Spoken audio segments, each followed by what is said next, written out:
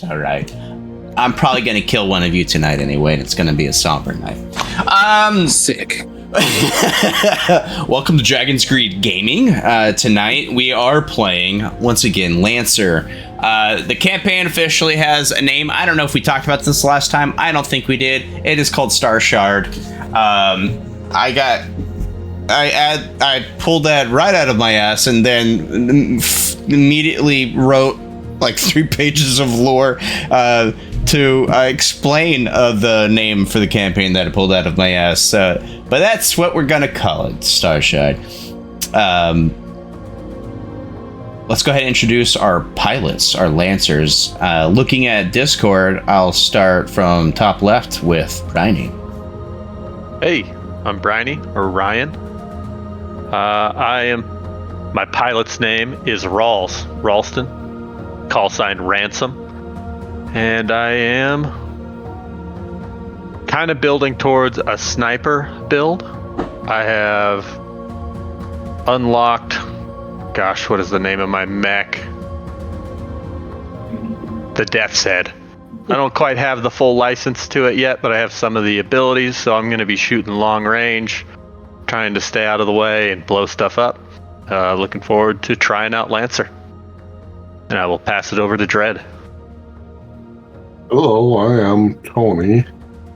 Hey, Dredd, I will be playing Dante Cassian, aka Showtime.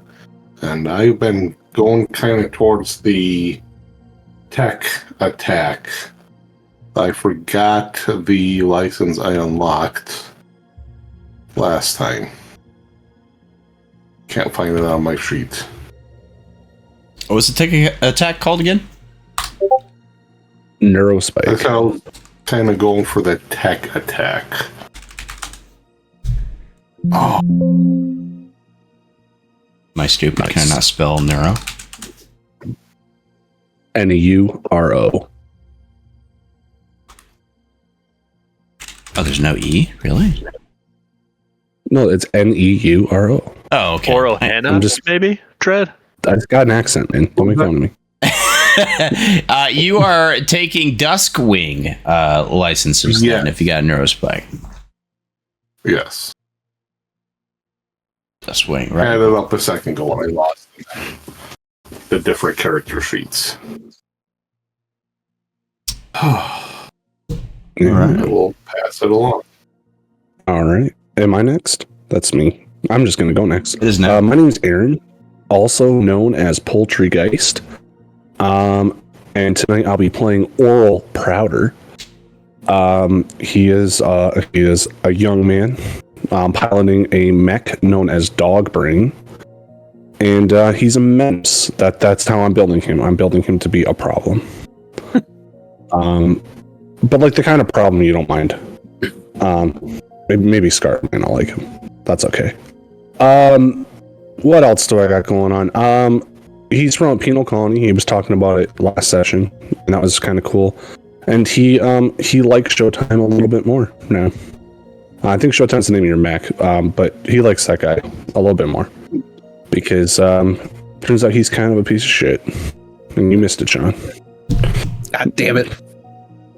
And I'm Sean. I'm going to be playing Savas Bradenberg. He's a hacker. And I chose the Loki mech. And I put on a thermal rifle and some Nexus system. So we'll see what that does. You picked Loki.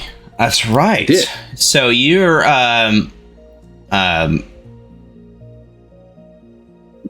did you just take are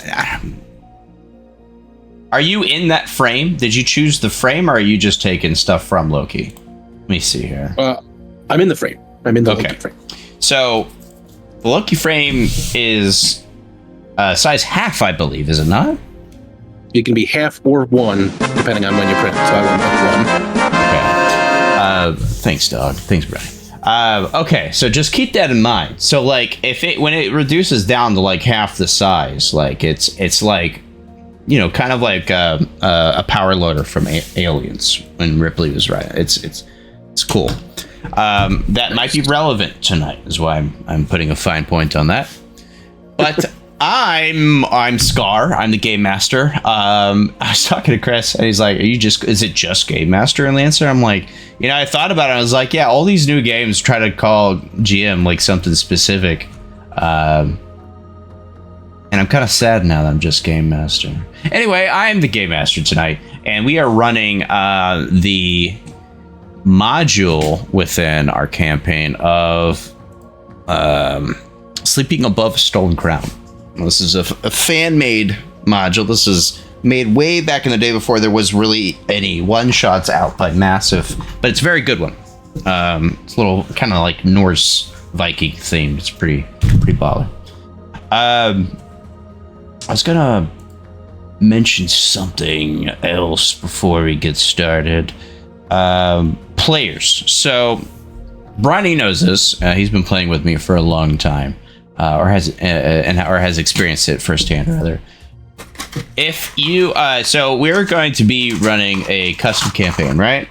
It's going to have its own original overlining story arc that hasn't been really divulged to you guys yet. Throughout that, because I get FOMO when there's published content for a game I really like. I don't know about you guys, but everyone always talks about Curse of Strahd and all these D&D adventures that take like literal years to complete sometimes. And I'm like, oh man, I'll never get to experience that because everyone hates D&D. But anyway, I have FOMO, so I like to insert published content in the campaign as well. So plan is to go through as much published content that makes sense within the story that I have planned. But in addition to that, character arcs become a part of the campaign story as well. Quite a lot, as a matter of fact. Like Ronnie, during our blood drive. I want to say blood drive. What was it? What was the drive? Fuck. Yeah, blood drive. Was it blood drive? Okay. I was just at a hospital the other day, so it feels weird saying that. In Deadlands, and like the character backstories became more part of not only the published content, or it became like the main story, really. But so, if you put in your dossier on your pilot character sheet, have all your shit in there if you want. And if you have a fleshed out backstory and everything like that, I'll make sure I write some content for it so that it's involved in the main story. FYI. If you don't put anything in there, that's fine. I'll just assume you don't care. You don't care about anything. You don't care about the game. Or me and my personal feelings. Wow, I'm feeling a lot of guilt tripping here. Okay. Damn. So, but yeah, no, last game, we had a very narrative play. You guys kind of went around the city of Yen and explored some of the different key features of Yen. You went to, the Hall of Yennefer, I think. Let me double check the story. You guys got some tattoos, which was kind of the highlight. Because there's a really sassy robot giving the tattoos that just didn't want to do it. Yeah, the Halls of Yennefer. The Halls of Yennefer returned. I think you guys went and got some grub, got some tattoos. I don't think y'all went to the Hall of Records or the clan meeting houses or anything like that, did you? I don't think so. No. We drank some space ayahuasca. Me and Big Bong. It's more than that, all right? It's alcoholic mode roll. Okay. I saw things. Anyway, so yeah, you had a good time. It was one of the worst things you've ever drank in your life, but you have like a weird taste for it now. It's not like an addiction or anything like that. It's kind of like the first time you have coffee. It's like, this is disgusting. I want more. But anyway, the UAD bureaucrat Ylva, who has been talking to you guys, she's kind of the connection with Union and the city, and she has helped you. I mean, she's kind of been giving you guys out missions while Your ship, the USS Apalala, is still being repaired and restocked from the space battle y'all dealt with, which at this point was like a week and a half ago, I want to say, right? Maybe even more. I feel like it's been about that time, week and a half or so. Y'all spent a lot of time in town. All that drinking and all the exploring and everything was over a long period of time. I think it was only a few days, actually, so maybe just a week. Anyway, I keep hopping around, confusing you guys. Maybe that's intentional. And you went and reconvened with her, and she wanted you to return back where you came from, where the distress signal was coming from, and to shut it off by any means necessary. She wants to prevent anyone else from catching it and getting sucked into the trap. So you guys are going back into the snowy wasteland that is Scaarr, and that's where we're going to start tonight. You guys are at this point, you're all in the UAD hangar, making sure your mechs are up to par and stocked, got all your munitions loaded. That's where we're going to begin. So this is, like I've already explained, this is a large hangar. This is also where, from the landing pads, the planetary landing pads for Yen, they're ferried over here if they need to be repaired or anything like that. So the USS Apalala is also dry docked in this very large hangar. And they have these docks, these rows with this large metallic scaffolding where you kind of can park your mech and have people, have union mechanics work on it or anything that needs to be done with it. What are you all doing before you begin your trek? We'll start with Ransom. How about that? I keep picking on you, Brownie. We'll start with Beserker. He's probably just getting used to the new mech, making sure everything's set up right, getting used to the feeling of how it moves, doing systems checks.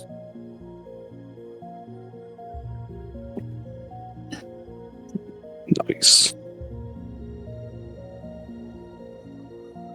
Yeah. What are you? What are you carrying? Any cool gear for your pilot? Let's see. What gear does my pilot actually possess? It's been a little while since I even looked at it. He's got like a grappling hook. And then a thermal charge in case he needs to blow something up for some reason. There. Now, in a minute... And he also has stims. In a minute, Beserker, before we set out the mechs, I'm going to throw a left hook your way. Why? Just to warn you. Just so you're ready for it. You don't know what it is, but it's still a valid warning. Okay. Thanks. Showtime. What are you doing? What is your preparation routine? What are you doing? Showtime is doing system checks and blasting whatever the equivalent of 1980s rock would be in this far future.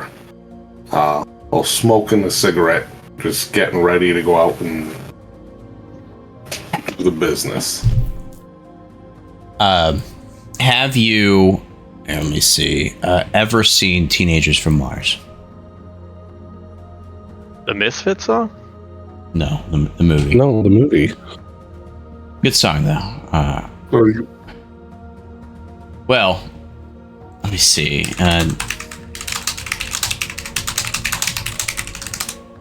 There's a really cheesy, like, futuristic, like, rock and roll segment in that movie, if I remember correctly. Anyway, I picture it sounds something like that. Maybe someone will know what I'm talking about. Boondoggle. What's Boondoggle doing? Well, he was going to be listening to music and rocking out, but I don't want to copy my good friend Tony. So instead, he is currently having an argument with his Mac. You can't hear what the mech is saying, but you can hear him kind of going off, being like, "No, you don't understand. That is not how you hold a pistol. You gotta hold a pistol like this sideways." And the mech is kind of just sitting there, like looking at the pistol and trying to hold it properly, and then he turns it sideways, and he's like, "Okay."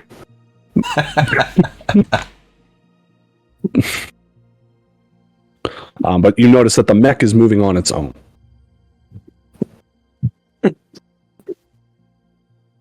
Has it been divulged that there's an NHP involved yet? Or is that something I mean, I'd may say, know outright? but I don't know if I've bothered to tell anyone. Though I'm also not... I don't think I'm realized that that's like kind of a weird or a liability in any way. I found this NHP and it just kind of teaches me math. That's what I have it do. It teaches you level 2 algebra. Basic math. Yeah. Okay. Ransom, how about you? Ransom is kind of wiping off the sensors, maybe chipping some ice that's forming around his mech. And he's watching Boondoggle talk to his mech, and he's kind of looking back over it at into the cockpit. The lights all lit up and the sensors going. And he's feeling spiritual after this last experience he's felt. And he's like talking to his mech, even though it's not talking back like Boondoggle's might be. And he's like, I don't know if there's something in you, but I feel like there is. There might be something inside of you. Just know that I'm gonna watch after you, and you just watch after me, all right? You don't gotta say nothing, but if you want to, you can. And he just sits in silence as it doesn't respond. All right, and Beserker, you have a unique mech frame that is specific to this campaign. This campaign, like I said, is fan made. So there, and the fan who did a phenomenal job making this module did not, however, make much of a description for the Loki. We know that the Loki can kind of compact to half size and expand to full of one size. And that's about it, other than its other mech attributes. Okay. What does it look like? I'd say it's a pretty thin-looking mech. It's got like these two horns coming out of its head, sort of like a deer or some kind of pronged antlers. Rounded shoulders, thin, almost needle-like legs, kind of meant to pierce through snow and ice to give it like traction, and like little jets on its back because it can sometimes fly. Yeah.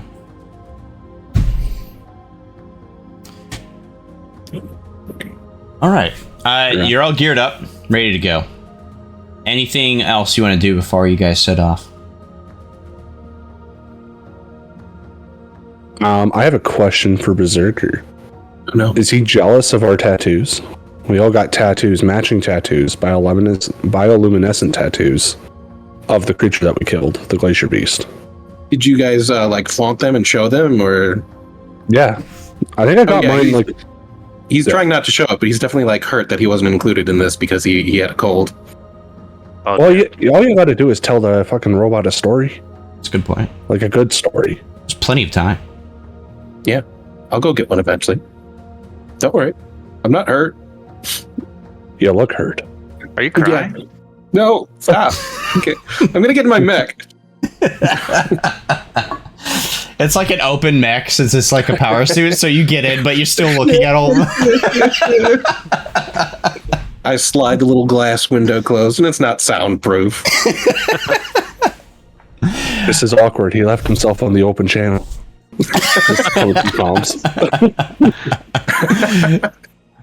All right. And just like before, these large metal double doors for the hangar begin to slowly slide open with a large screech. This is going to be confusing. Okay, no, yeah, that's my screen. And you guys head back into the white of Scaarr.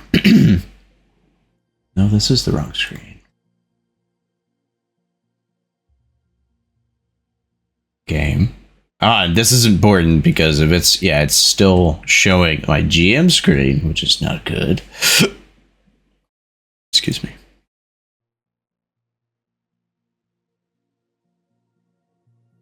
No momento.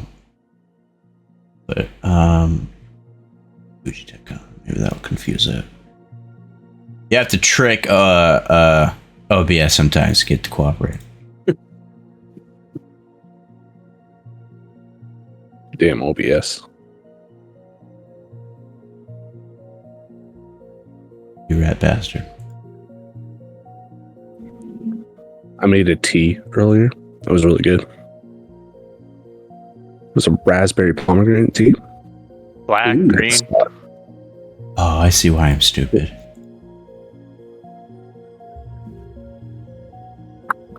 Sorry. Black tea or green tea, Boondoggle? Pardon? Is it black tea or green tea or what Oh, kind it of was tea? a pomegranate raspberry tea. It was pretty rad. Herbal tea, so like not black. herbal. Gotcha. Yeah. No, I do. There's a pomegranate black tea that I really like, but I can't find it anymore. And I don't drink a lot of tea, so it took me a long time to run out. But now that I'm out, I'm sad. Me, Aaron, Boondoggle doesn't care. He doesn't drink tea.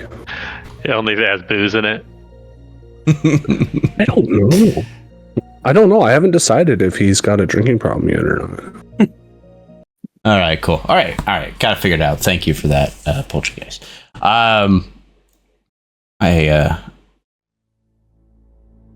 appreciate you passing the time. No worries. That's what I do best.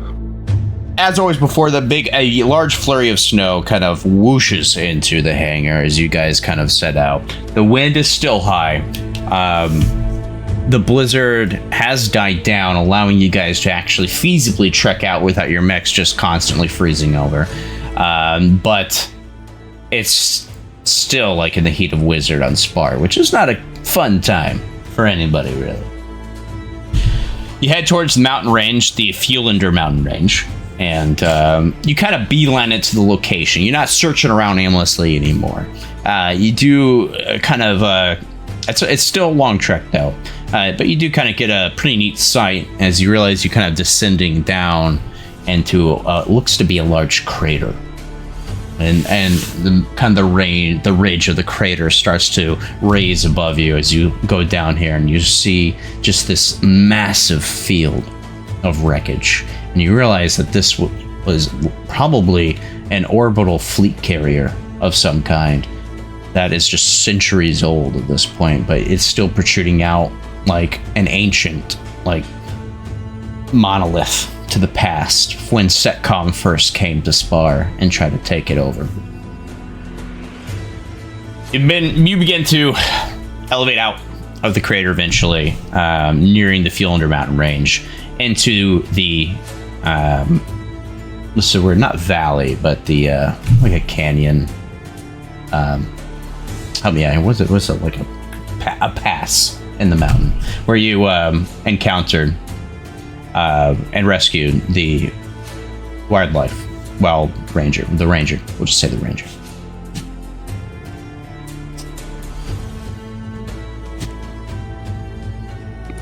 You see, we're all the way back to. Oh, go ahead. You see the large impact where like an antimatter explosive of some kind was detonated. A large explosive from one of you, and then the side of the mountain had detonated, creating a small cave-in that kind of piled over. Last thing you all saw before you left was some of these ancient mechs had begun to come alive and were about to give chase. It looks like as if they just stopped once you got at range. You see them still there like statues. Some of them half covered in snow, some of them in pieces from the explosion that was left behind. But you have to pass through this area to continue to where the distress signal may be coming from. What do you do? whip out my shotgun. Well, my mech does. And it pumps it like 4 or 5 times in a row, like a water gun. It's like that old pick that up the meme. 4 or 5 extra shells you dropped. Yeah, I was gonna say, is it like that meme where that guy's constantly cocking his shit? You're on my land. Yeah, it's basically that. I'm just like throwing perfectly good bullets on the ground. I mean, whatever. You 3D print them, right? It's like when you get kitchen tongs and you just have to clack them a few times. All right. What about the rest of you? Oh yeah. Could you describe the area around us again real quick, Scaarr? So it's a pass to the mountain. It's a narrow pass. All of you can essentially fit shoulder to shoulder as you pass through, but it's fairly wide. But as I said, the side of the mountain, as you kind of approach this area, has been blasted out. One of you guys had detonated an explosive on as you made your getaway in our first game, and Yep, that was me with the thermal charge. and there are a few mechs that are totally erect right now, like they're standing up, and they look like they're like in mid-run and just stopped, frozen like a statue. Other than that, all over in the snow and everything, you see littered mech parts everywhere. Hands, like parts just hanging out. Most of them frozen over from long periods of time. Even the mechs that were given chase, you see these long icicles forming at the bottom of them. And the mechs themselves look like a hodgepodge. Like some of them are ancient frames that you've never seen before, like noticeably very old. Other ones look like they're not quite as old, but they're like the strange, like there's jury-rigged parts that got thrown together, like these Frankenstein mechs. You guys were warned that raiders and things like that do patrol the wilderness of Scaarr. It's presumable that's probably what these are, but it's a variety, to say the least. We know they can come back. Or that they'll start moving if we get much closer. Are we just going in and fighting? Maybe we get close enough just to do some scanning. Yeah. Just take a gander first before we charge in. Who's scanning? I suggest we get within 10, just on the edge of our scanners, unless anybody can scan further than that right now. And give these guys a bit of a once-over. I think mine is 15. My sensors are 15. Aren't we in the Everest mount still? All of you except Okay. Beserker. Cool. Well, yeah, let's get within 15 and have him check them over if you guys agree. Sure. That works for me. Alrighty, so yeah, you are. let me know. Let's see. All right, so Sorry. let's see. Looks like scanning is just a quick tech. Are you using quick tech scan, Sean? I'm sorry, Beserker. Yeah, so is there a difference between, can I do it like as a full action or? No, I'm kind of like thinking out loud to make sure, because you do these during battle too, so it would be one of your quick actions. Yeah, then I'll just do a quick action scan. Okay.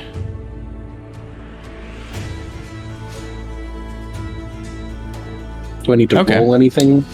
No. As long as they're in range, it looks like you get it. Kind of like lock on. Let me make sure I'm not talking to my butt here, though. Page 70. Might be I mean, if anything, it would be a system roll since it's tech, but I'm double checking right now since we haven't used any of this yet. I think there's some mechs that can hide their signature or something like that. Like, and so it's like a competitive, like basically they make competing rolls, or there's a target number, I forget. Because I know that I was reading one of the mechs that turns invisible also has the ability to hide from scanners. Okay. Not off the bat, not offhand. I'm seeing any roll is required. So you scan within your range right now. You get certain information coming from them, and you do get some stats of 4 mechs that are before you right now. Piece of hidden information about them is that they do have a power signal right now that is extremely low. Almost in a hibernative state, you could say. These are coming from some of the mechs that are, like I said, upright, and they look ancient. Like ancient frames. Stats. Okay. That's the wrong window. Again, let me double check and make sure that I'm not about to show this on stream. Okay, cool. So I know you're all just a bunch of dirty cheaters. I mean, let's be honest. I mean, why he checks that? I mean, we haven't shot our weapons in a while. It might be a little bit rusty. We could. Maybe, there's 4 mechs standing right next to us. We could probably shoot.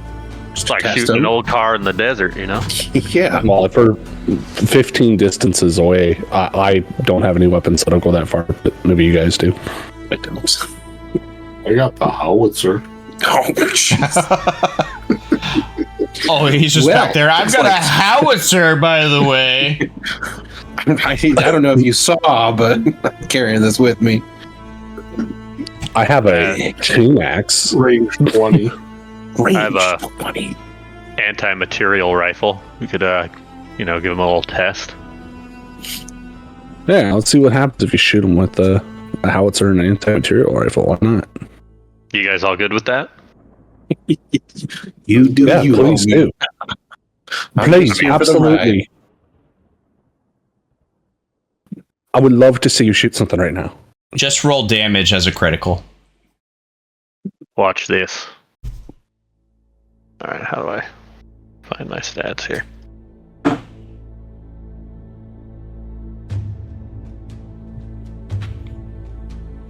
How do I roll it as a critical? Sorry, I can see how to roll damage, but... if you... Go ahead. It doesn't actually matter if it's a critical unless it has a critical effect or you have the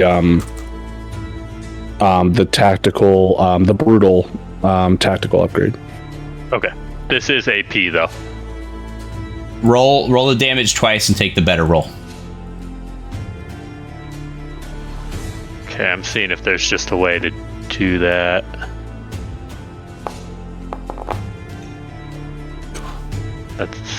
That's not my favorite. Nor is that. Perfectly average. 6 AP. Damn. Oh my god. Don't even need to roll again. Fucking murderer. Okay.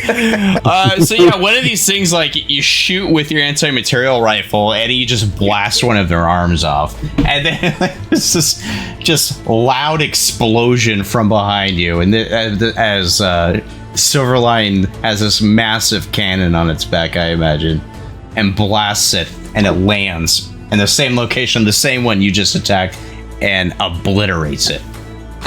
Dude. Good roll. Boxcars. Good on you. You still have 3 signals. Okay. Well, there's still 3 more, and I'll ping them. They've all got real low energy. Well, I mean, now I'm kind of excited. Well, now maybe we should poke around since they didn't, come back to life. Maybe what if there's people in there? I didn't think about that. Well, Oh, do we care about that? if they're not like bandits, maybe. I'm gonna charge one. With my chain axe, so I'm gonna move as close to them as I can. All right. Does everything happen on my way? Oh, it's the same thing. No, yeah, same thing. You run in, they no movement happens. Roll your damage as a crit. Roll it twice. Take the better one. Actually, I have the brutal critical, so I do max damage and then I roll bonus damage. Oh, nice. So my base damage is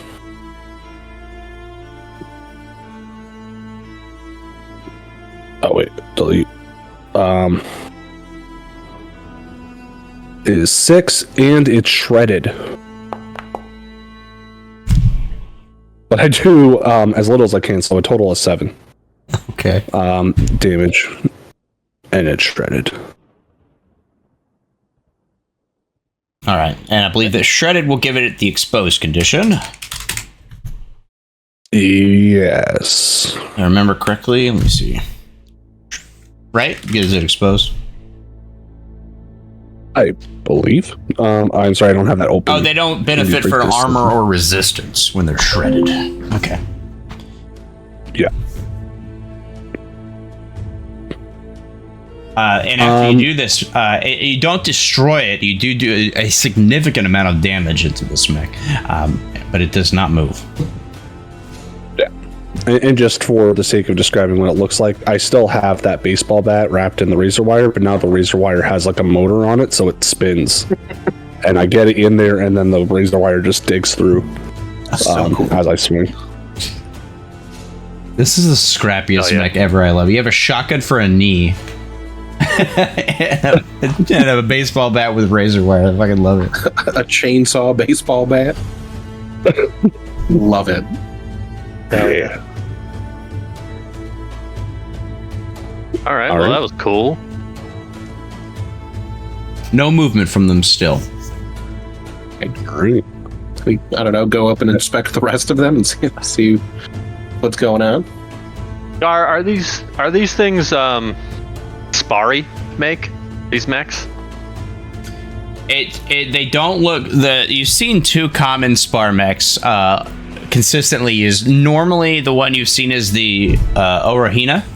It's kind of I think I actually showed you guys a picture, maybe not. It is in the core book though, and I will direct you where, so you can kind of get an idea. On page 413, you can see that mech. That is what you have commonly seen, or the Loki here and there.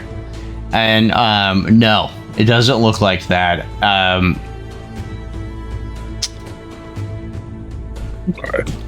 right. It's something you've never seen it before. Something out of this world. Maybe not out of this world, but just it looks primitive.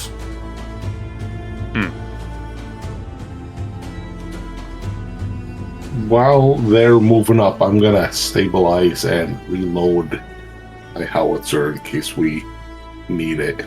Okay.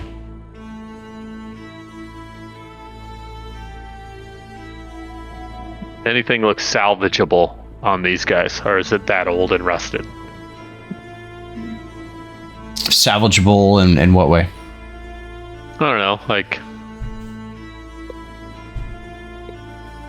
Yeah, never mind. Any cool.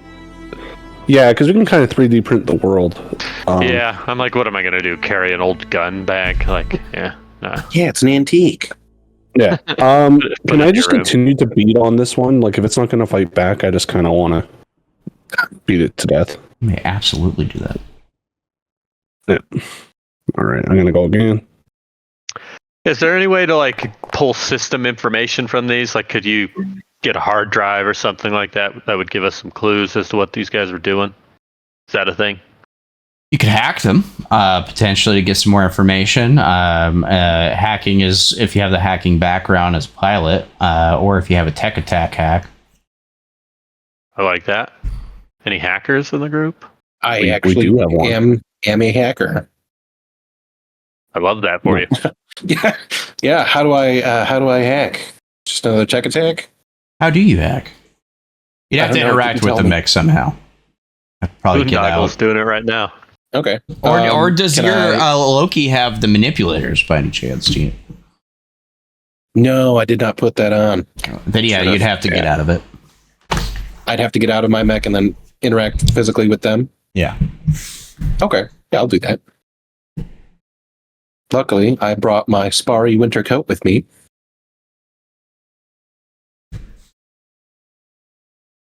So I won't freeze to death.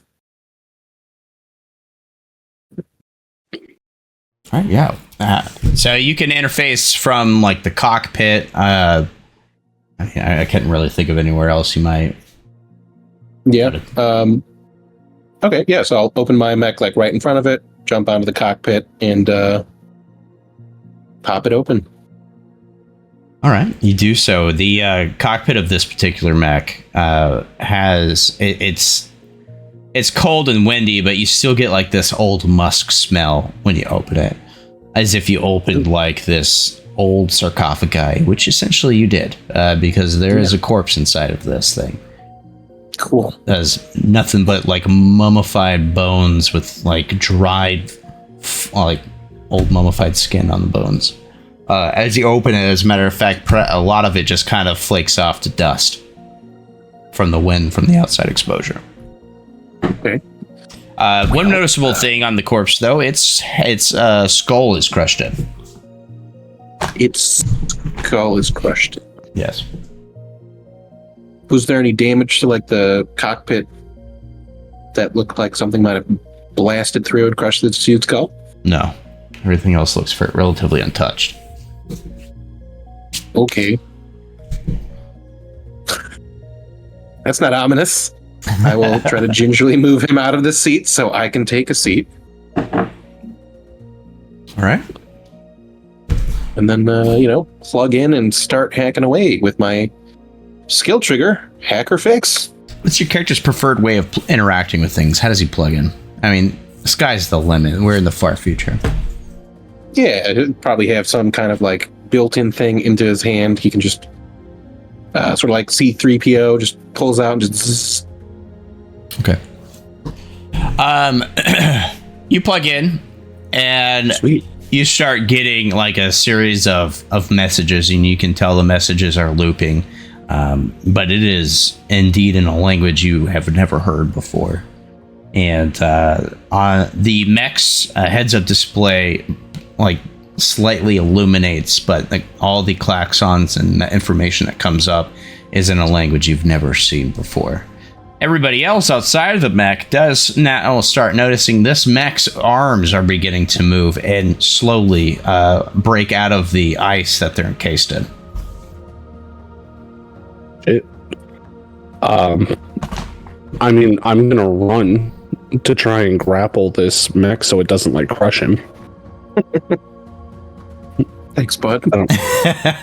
Thanks for not letting me have a horrible, painful death. You didn't bring me along for the tattoos, but at least you're going to give me a chance to go get one. Have you guys watched the secret level Armored Core yet episode?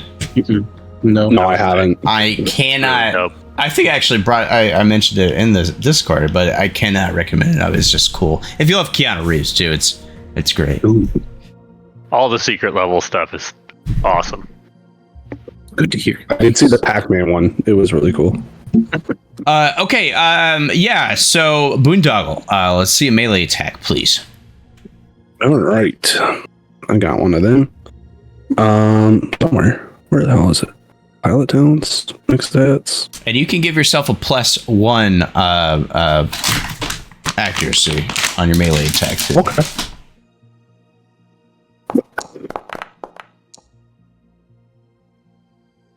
I don't know why I rolled a 1d6 as well. All right, yeah, 11 will definitely make it. You grab onto it, and you're restraining these arms from. They're obviously trying to inch closer to where the pilot's seat is.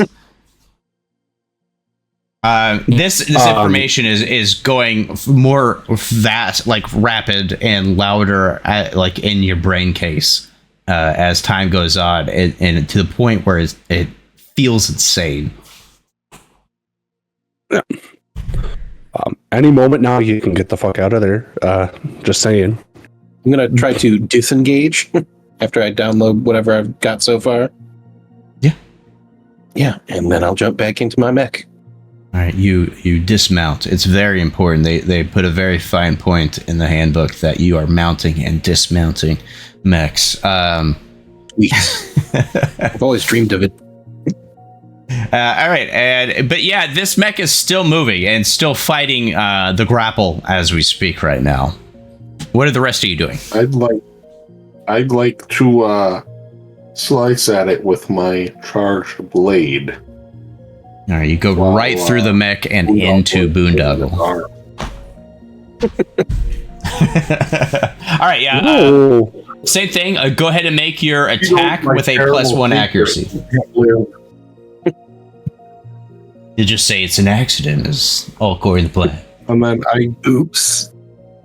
I have a talent that gives me a +1 accuracy. Would I get another one or no? Yes.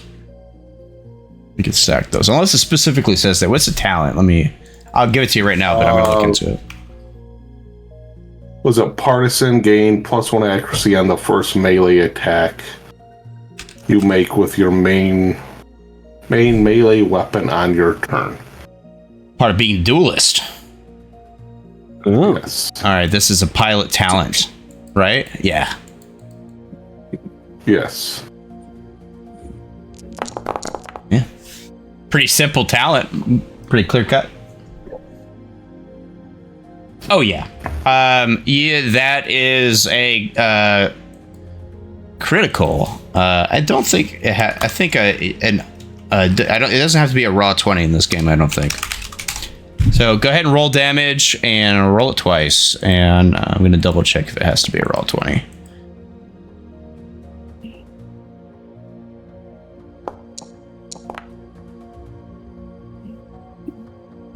Oh, okay. All right, right on. Doesn't really matter. You are really good at rolling doubles.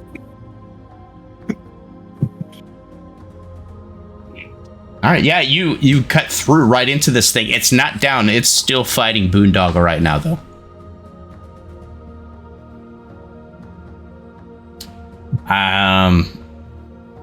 Ransom, what are you doing? All right, so this thing looks aggressive. It's fighting him. It's resisting the grapple for sure. And it looked like it was going for Beserker. Okay. All right. And scanning the other mechs that are still here. None of them are moving. Just this one. I believe there's only one. Scanning. There's only one other one at this point. And no, it's not. Okay. I will use a talent, crack shot, become immobilized until the start of your next turn, gain +1 accuracy on all attacks you make with the rifle, and then I will just try and shoot this mech with the anti-material. Oh wait, probably have to reload. So I'm just one shot. Yeah. Okay. Play it straight here. I guess. Still learning these character sheets. Yeah, it's kind of. I mean, full disclosure, that was kind of the point of this encounter. Reacclimate. It's been a while, holidays and whatnot. Oof. What is the extra D6 getting rolled? Is anybody Because know? that's what accuracy gives you. Okay, cool. And I'm aiming for 10, right? Yes, you are. Okay. When it's in combat, you're aiming for their evasion or higher, which also, full disclosure, is 10. So it's fine. All right, that's 4 AP. Okay. If it's AP, you roll twice and take the better, right? AP means their armor doesn't matter. Oh, that's what a critical gives you. I see. The damage is armor piercing, then their armor just doesn't matter. The critical just gives you the better of the two damage rolls, which no, yeah, this is a regular roll though. It doesn't matter as your antimatter rifle hits its mark, hits the quote unquote head of this mech and disintegrates it immediately, and you feel it go limp in your mech's armed Boondoggle, which sounds weird. Your mech wouldn't feel that, but it stops resisting. Quit resisting. So is that the last one, or we have one more that hasn't activated? Yeah, one more signature from an inactive mech. Okay. I mean, maybe let's try that again after we've removed its arms and legs. Or maybe just restrain it initially. Yeah. Yeah. Okay. Up to you guys. Can I hack it if I do an invade tech attack instead of getting physically in it? Let's look at evade. What does evade do exactly?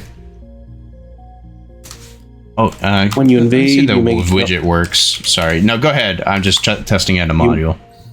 Okay, you mount a direct electronic attack against a target. To invade, you make a tech attack against their within sensors in line of sight.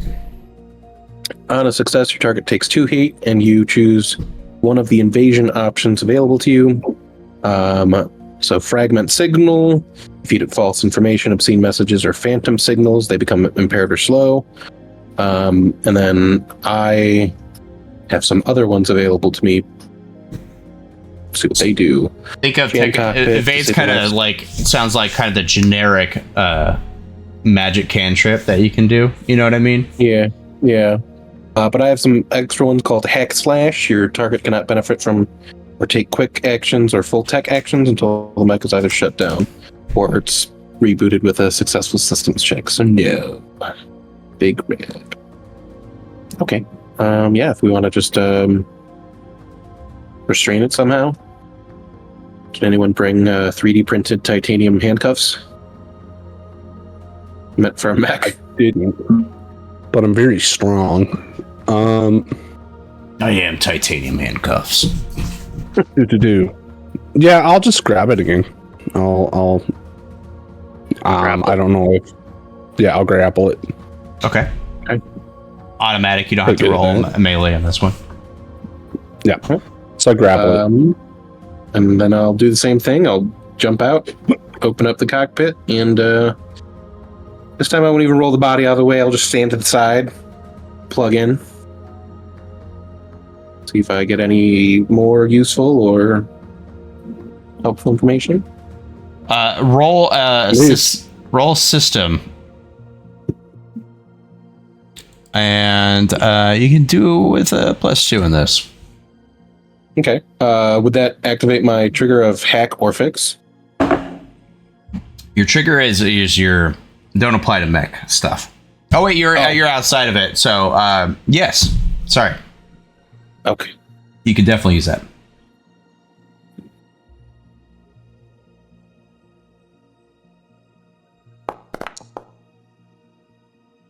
Okay. 13.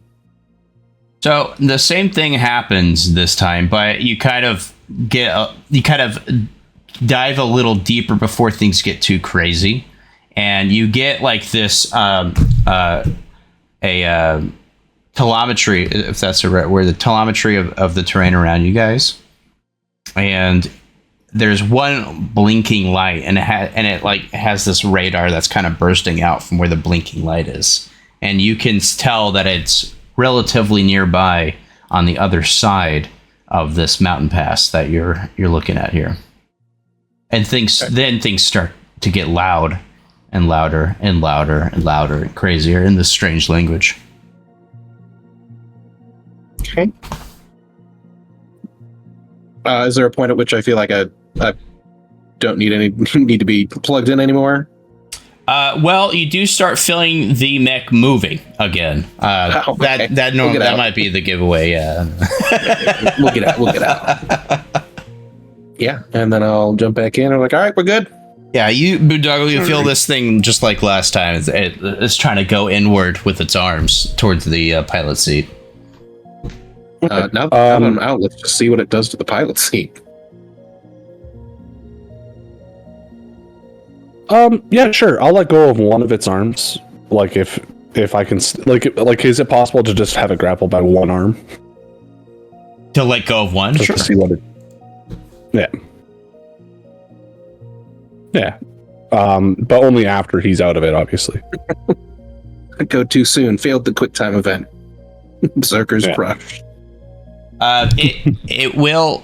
It kind of goes and reaches into the cockpit where a pilot would be. There's nothing there, and so moments after maybe it realizes that, it swings around and makes a melee attack on you, Boondoggle. All right. Okay. I believe that my physical is my evasion is 10. It can't do much first unless it gets out of this grapple even with your one hand, your one arm, your one thing.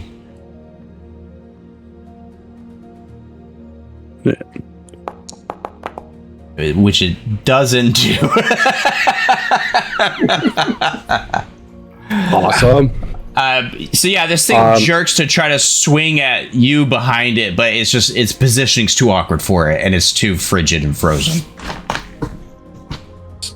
I just want to double check something.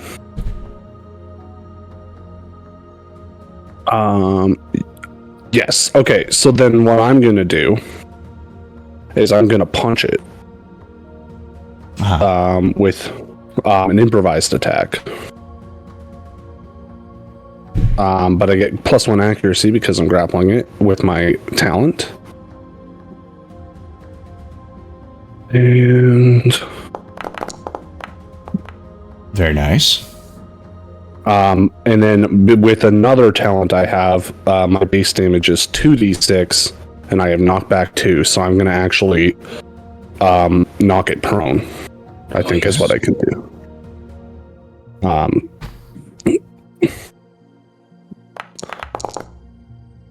Yeah, so I do 10 points of damage as I punch it, and then I let it go, and it actually flies back like 2 whole hexes and lands prone. Yeah, and it does fly back. You concave the chassis of the mech. You send it flying back. You realize you're still holding on to its arm, though, and the mech stops moving.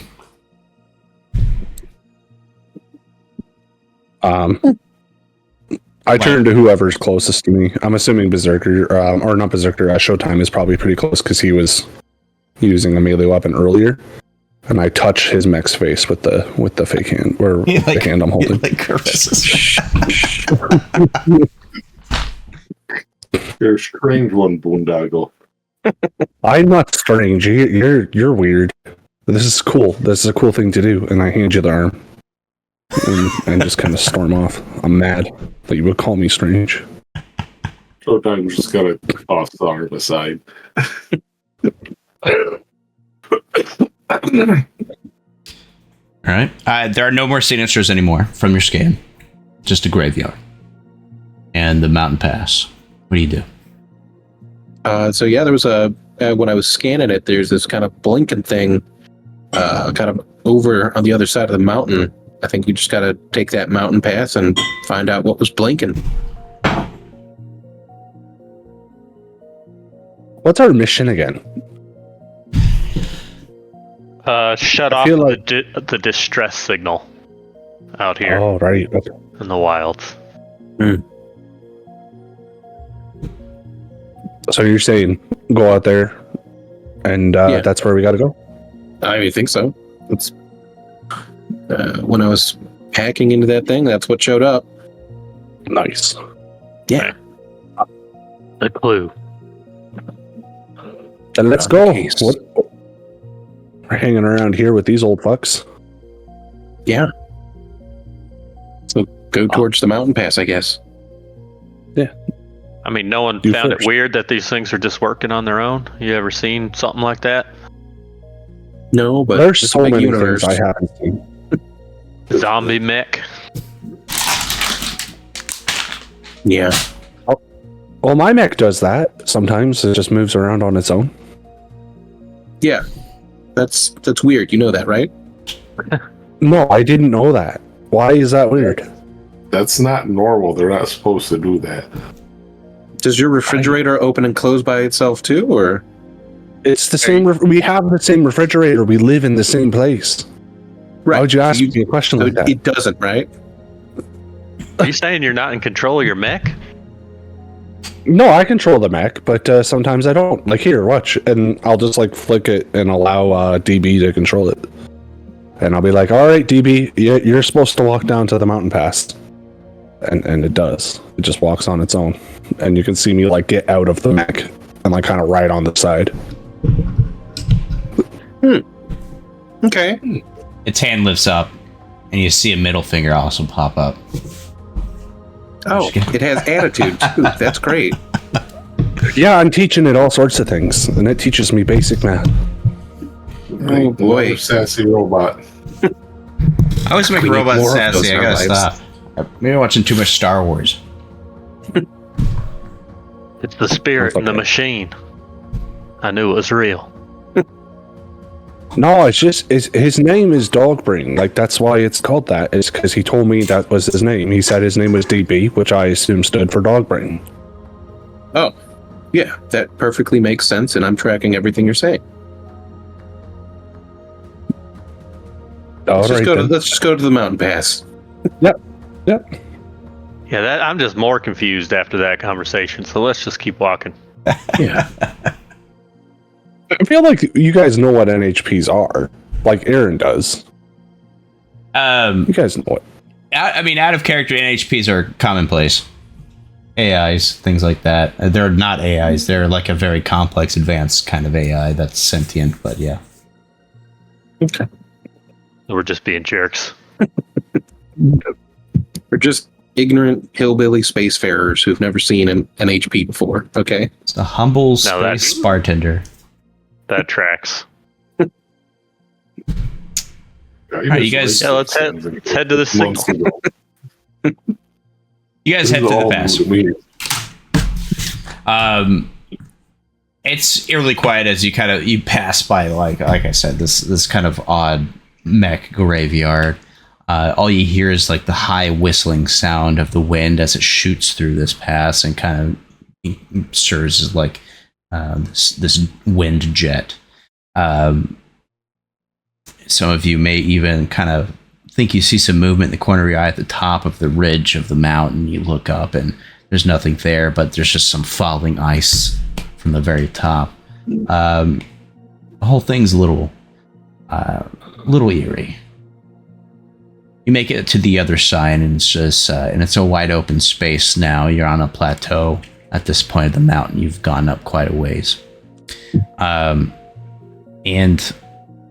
Beserker, if you look on the coordinates that you read from one of the mechs prior to, you do see in the just bleach white horizon a glimmer, something reflecting in the sun. It is also at this point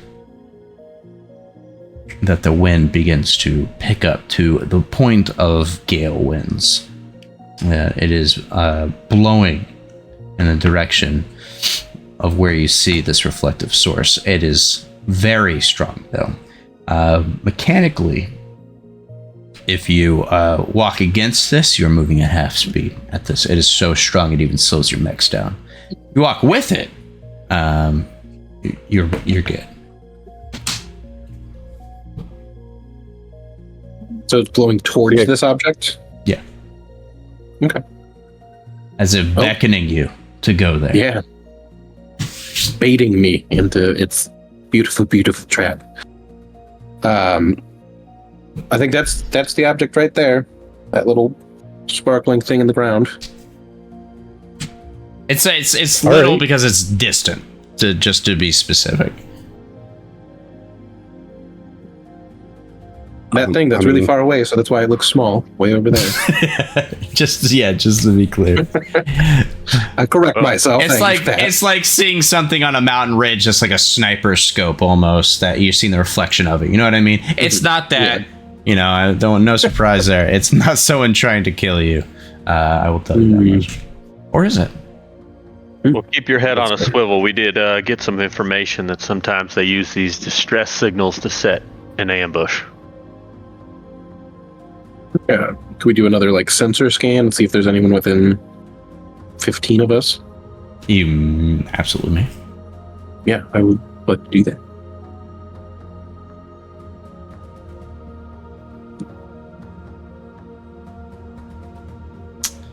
Let's see.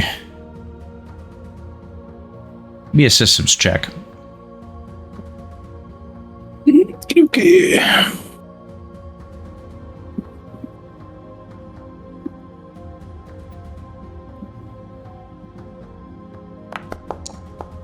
Jesus Natural Christ. 20. Yeah, you are definitely picking up something from that direction. There's definitely a faint heat source over there, and you're getting some kind of frequency signal from there for sure. Yeah, something's over there, boys. Got a faint heat source and some frequency. So, be ready for anything. Weapons out. You might want to cock your shotgun a few more times. Yeah, Cycle I just through. like lift up my knee and cock it like 4 times. I pull out the pistol and I just pull it back like 8 times in a row. All right, it's a good thing I brought extra clips. All right. When did we start? 9 o'clock, right? It's too early. When we take our break, I am playing that video though. I have to now. I don't really like that guy's too much. I mean, I don't want to say anything mean, but that's probably one of his funniest things. I go back to watch it every once in a while. All right, so this reflection is you find about a few hundred meters from where you are, and you approach what looks to be like this rocky cliff edge. The flash of metal is still barely visible even up close because it's camouflaged and covered in like these thick layers of ice. You can see that there's something metal in the ice, though. It's just absolutely encased at the moment. What do you do? Damn, I should have brought the heat gun. Weird. It's almost like this adventure gives you everything you need. Well, we can always go back and print it, but goddamn, didn't bring the God blasted heat gun. I got manipulators. I can put a thermal charge on it. Won't that blow the fuck out of it? Do we care? Yeah. We're here to shut it off, so I kind of want to see what it is. that's fair. I mean, you got an axe. You could chip it. Might take some time, though. Well, if I start raising its heat, if it's like something that produces heat, can we, maybe melt it out? Like what? What are you suggesting? I'm sorry. One of the tech attacks like raises its heat, so it has the capacity for heat. Could we melt itself out of the? Well, I mean, if you like check your sensors again now that you're close, like the heat source is deep inside, past where you are right now. Like, okay. This is not the source. Oh, okay. Yeah, then fucking blow the shit out of it. All right. Thermal charge, huh? Yeah. Now I don't have a thermal charge on my person, but if anyone else does, you can just hand it to my mech because I have manipulators, so I can plant it without getting out on my mech. The previous version of my character did, but he does not have a thermal charge anymore. I was incorrect. Oh, yeah. I was looking. That's like a license level 2 item for 1 frame. I have a thermite charge. yeah, that's what I meant. Sorry. So I will give Boondoggle my thermite charge. Nice. Okay. Yeah, I'll take it out with my with the manipulator, and I'll just kind of shove it in somewhere that makes sense. Might even like punch a hole in the side of this thing and then just shove it in. Okay, so yeah, this is a remote detonating mine. Thermite.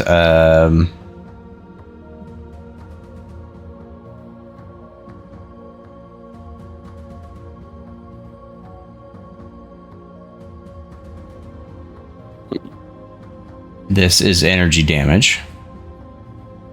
You want to do that? This is just like a piece of metal sticking out of the ice. There's something metallic encased in thick ice. Yeah. I'll do that. I don't think I'm smart enough to think this through, so I'm going to do it. My suggestion was to shoot the howitzer, so. Okay, so we have 2 people who are hammers. Yeah, let's establish this now. But yeah, this is like energy damage. Apparently, the thermite it's like electricity. Just making that clear. Well, isn't like fire also energy damage in this game? Like if you have a flamethrower? No, it's burn. Oh, okay. Fair. I did not know there was a separate thing for that. But yes, I feel like explosions are good. So I'm gonna shove it in there. Or against it. And I'm gonna move away and let my buddy blow it up. Because he's got the remote controller for it. Detonate discharge. I will not be near it. Oh yeah. Everybody get a safe distance away. Yes, I do back away. Yeah, it's just clear cut 10 energy armor piercing damage. So you see these sparks like explode from where this was shoved into the ice. It's like this huge fireworks show. And it definitely melts a significant amount of the ice. You could probably get in. You see what was on the other side at this point. It's like a good size 1 hole melted out of it. Nice. Oh, cool. You only had one of those, right? Yes. Yeah, I don't have one. Yeah. So I replaced my. So I don't go on. Sorry. So yeah, that does a good job at clearing the ice. It is really clear now that this is like a hangar door of some kind. That's currently closed. It did get a hole burnt into it, but the hole is unfortunately like maybe not even big enough to fit a person through. Yeah. Okay. Is there like a handle to this door or anything like that? No. We do have a howitzer. We can make a doorway. Control panel, or is it just a door? There's no access point. All you see is a door right now. Again, this thing has obviously been here very long time. Totally encased in ice and snow. And following the distress signal, does it seem like it's this Through way, here? or is it further off down the way? If you guys know the frequency the distress signal is on, do you check it? Yeah. It's definitely Sure. clearer and louder. And no, nothing happens to you guys as you listen to it. That'd be cool though. That's good. Infected with a mind virus. You are now. There is eldritch forces in this world, remember? It's a fair point. The four of us could set to work on this ice with our melee weapons, right? And kind of chip it away. Yeah. And then we can address the door. Well, I was just thinking of like chewing up the door with my chain axe bat thing. I've got a thermal rifle, but I don't have any melee weapons. I have a thermal rifle as well. Sick. Nice choice. Yeah, like I guess if there's enough ice cleared that I can kind of get to like a hinge or like kind of like the center of the door. Oh yeah. My goal will be to try and like bash it in while using the chain on the motor to like tear up like a corner and then give us a place to grip it and make my own handle. Okay. And pull open one side of it. Tell you guys what, just to expect this to make it fair, I'll give y'all one check. I'm gonna give you one check to decide how you want to get it open. So if you attack it, it's gonna be melee. You use hold to pry it open. What have you? Whatever creative thing you guys want to do. Is this a like a mech test or a skill trigger test? This would be a mech thing. It's a mech size hangar, yeah. Hangar door, rather. Yeah, I don't know. If it's one between all of us, there may be a better approach than just beating it to death. And who knows? I mean, the ice might like be covering something that would open up the hangar. So if we spend time melting the ice instead of just trying to break the door down, we might still be able to open it, right? We Fair got enough. time. Yeah, we got a hacker. Okay. Did you want to try doing like a systems check or like a tech test to see if like between us all working together we can get it then? Well, I was just thinking like, because we still haven't fully melted the ice, right? No. Right. So if we spend time working on the ice as opposed to trying to open the door, there might be something that's hidden in the ice that would allow us to open the door more easily or successfully. Mm-hmm. Yeah, that's fine. What do we have to roll to do that? Is I guess my question.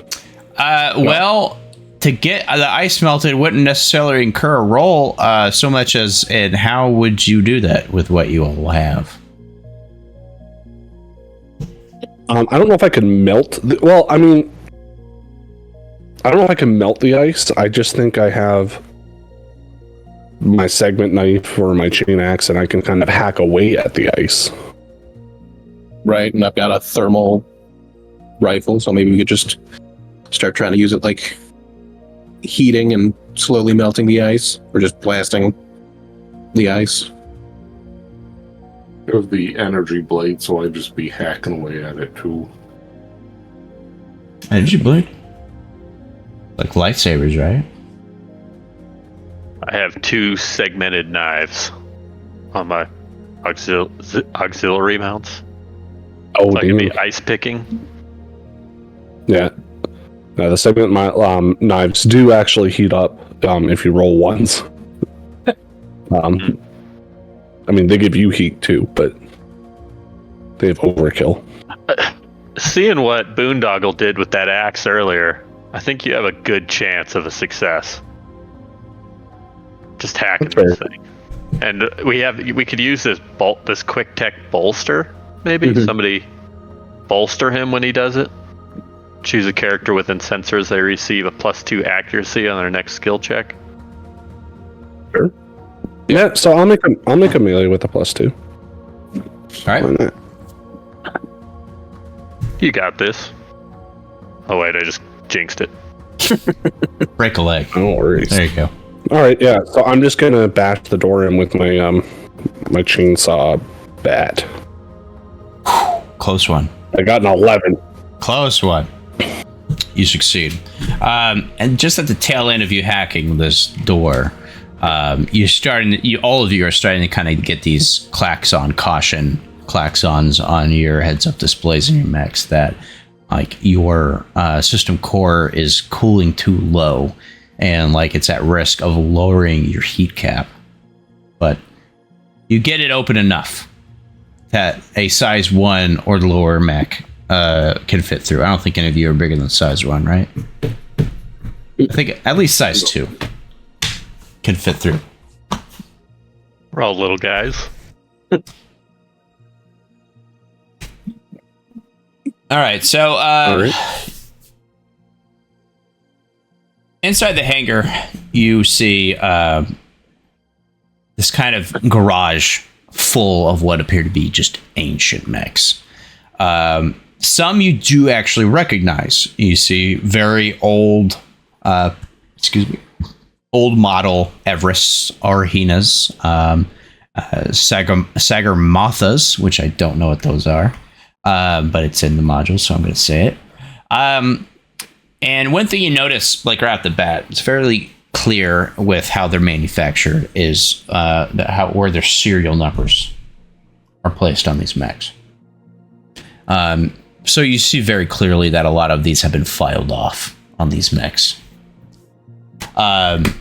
Others in here look clearly salvaged and rebuilt from just a combination of different models, clearly jury-rigged to, do whatever needs to be done. They're jury-rigged Frankenstein mechs, but it looks like it was done well, if that makes sense.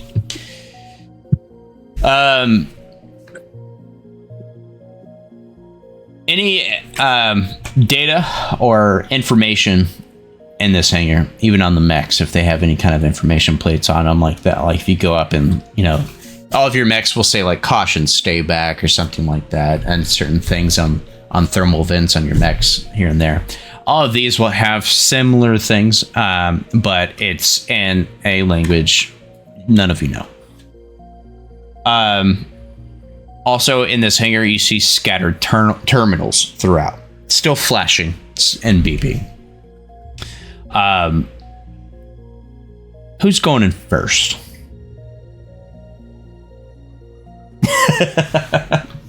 Dogbrain is got a dog for a brain. I was gonna say that Dogbrain is Dogbrain. Yeah. Okay. Let him in the house. Yeah, you step in to this hangar, and it's just like, again, because of the gale that picked up and the opening you've made, the whistling from the wind shooting in from that hole you made is so high pitched. It's nuts. It's like a huge echo chamber in this hangar right now. I mean, luckily you're in your mech though, so it doesn't really affect you as a pilot. Nice.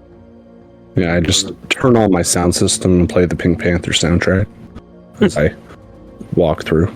Yeah. Stomp my way in. You can see at the other end of this big hangar area is another set of double doors. All right. Let's get inside.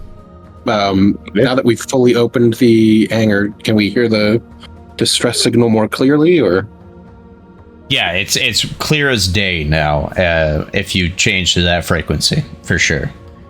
Okay. Yeah, it's yeah. You're pretty confident. You're on the right track. Sick. And actually, while we're down here, I'll do a sensors check just to see if like there's any power signals to any of these mechs in this room. No. None of the mechs have any power signals. You're seeing power from all of the terminals, and you do see that there's a terminal at the double doors at the other side of the hangar. And they're all currently powered on. All right. I'll make my way to that terminal. I'm not going to interact with it, but I'll hang out. He goes and hangs out. What do the rest of you do? Showtime will follow and start to approach the. Is it like a set of mech-sized double doors or human-sized double doors? You broke up there. They're like size 2 mech double doors. Okay. So Showtime's going to approach the double doors, but not interact with them yet. Go over there and play patty cake with Boondoggle. So let everybody get in before we start opening other doors. Yeah, I'll get in. Kind of just look around. Yeah, I like it when you're all in the same room. So when the trap triggers, it gets all of you. That's my. Mm-hmm. Yeah, I know. I know the deal. I'm actually not in the room. Just kidding. I'm just in the back. I have this sniper rifle kind of build, so I'm just covering the rest of the team as they move around the room, keeping an eye on the various mechs. Don't know what's going to pop up, but prepared to put a round in them if they start moving.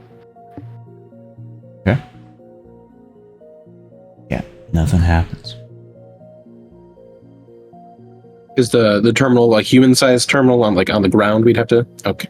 Unless you have manipulators, yeah. I don't have manipulators, but someone does. I do. Yeah, I'll take a look at it. I probably see. I start pressing buttons with my manipulators. So yeah, these would be like small mechanical tendrils that come out of your mech's hands, but it can be kind of whatever you want. But it allows you to manipulate human-sized things. Yeah. in my mind, it almost kind of works like those like grabbers that you can get where you have to handle that squeeze. Yeah.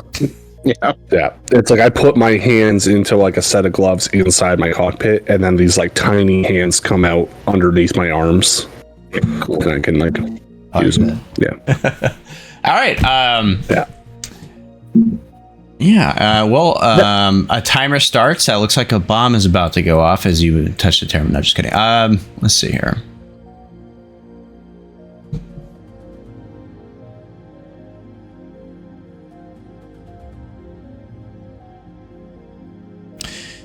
So you interact with the terminal. It comes on, and you see kind of what is like this graphic outline of 4 keys, and they're flashing on the screen. There are 6 terminals in this hangar, and it is explicitly detailed that I should spell this out for you guys. But there are 6 terminals in the hangar here, and you clearly need 4 of them to override the doors to get in there. It will take a full action and of a successful skill check to do this. Probably systems check, or if you're a hacker, you can use that to access. If you don't succeed, maybe some bad things will happen. We'll see. Sweet. Now, what's more important than that, though, as you access this terminal, have you guys ever seen like a big dust cover on a small aircraft or helicopter? They're like these big dust covers, these canvases that are like kind of green, these tarps.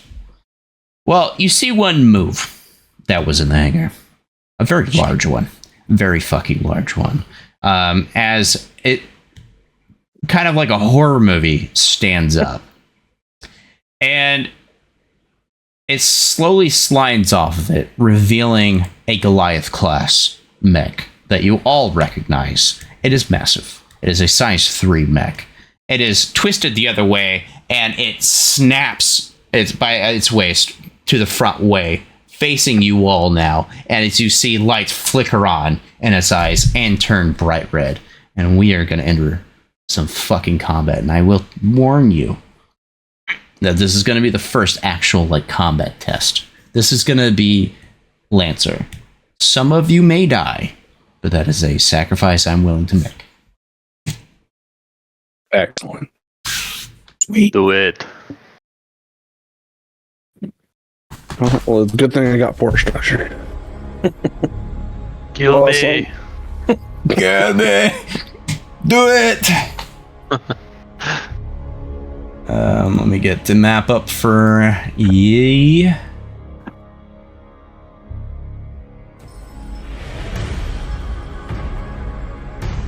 So you're saying this is going to be harder to fight than the Glacier Beast? Yes. We'll see. I mean, we'll see. I'm still getting, these games don't have a challenge rating and shit, so I'm still trying to gauge it myself. So, do we all see the map? Yeah. Fantastic. Let me turn down this loud music I turned on. Can you drag? Let me drag y'all out, and you can place your mechs. Yeah. We know where 2 of you are, respectively. I could not bring my mech out. Could you explain what these red hexes are? No. Okay.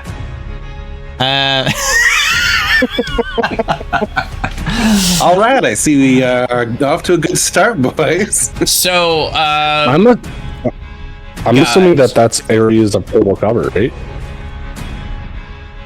Beserker has no mech art. That's my fault. No, I'll make some mech art. So, guys, open up your mech character sheets real quick. I don't know if y'all have access to this, but you all might. But open up your mech character sheets, and at the very top right, you might see a prototype token next to close. Yep. If you pop that sucker in, you have all the controls over your token here. I need you to go into appearance and make the image path whatever your mech art is. Oh. Okay. I gotta go grab that. Let me see. I think I can do that right here. I did that with my... Oversight on my part. Apologies. I mean, I have generic, like, because we did that that site that you were Anything. showing us. Yeah, anything helps as long as it's not the generic Foundry placeholder. Oh, there's a lot of good choices in here. I'll just pick this one. All right, I think I'm good. I'm trying to. Oh, These there are it still is. kind of loud, huh? There we go. Yeah, I have to re-download my art because it is lost in a pile of images that I've made. It's not giving me the choice to search on my computer for art like it does for the other. Send me it. Foundry models. Just send me it, actually. The more I think about this, more it would just be easier if you guys just send me the art. Okay. In Discord. Yeah.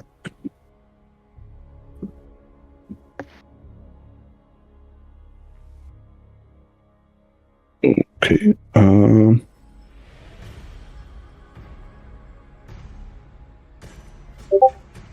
There you go. Send it. Gracias. That was for the previous mech, but I'll make one for Loki soon. Soon. Oh, what the fuck? Open browser, maybe? Okay, there we go. Let's change that name. That's got it. Is that yours, Bryony? Yeah, that's fucking cool. God, I hate AI. Yeah, right. It's so like it pisses me off when it's so good. Like assholes. How dare they make such good software? Artists. Yeah. Dude, even some AI music is surprisingly not bad. I hate saying that. Yeah. I like AI music for the fact that it puts a fine point on how cookie cutter music has become. Like, there's not as much innovation anymore. Oh shit! I think I had this one actually from you. Sorry about that. Yeah. No, I'm okay. I don't care.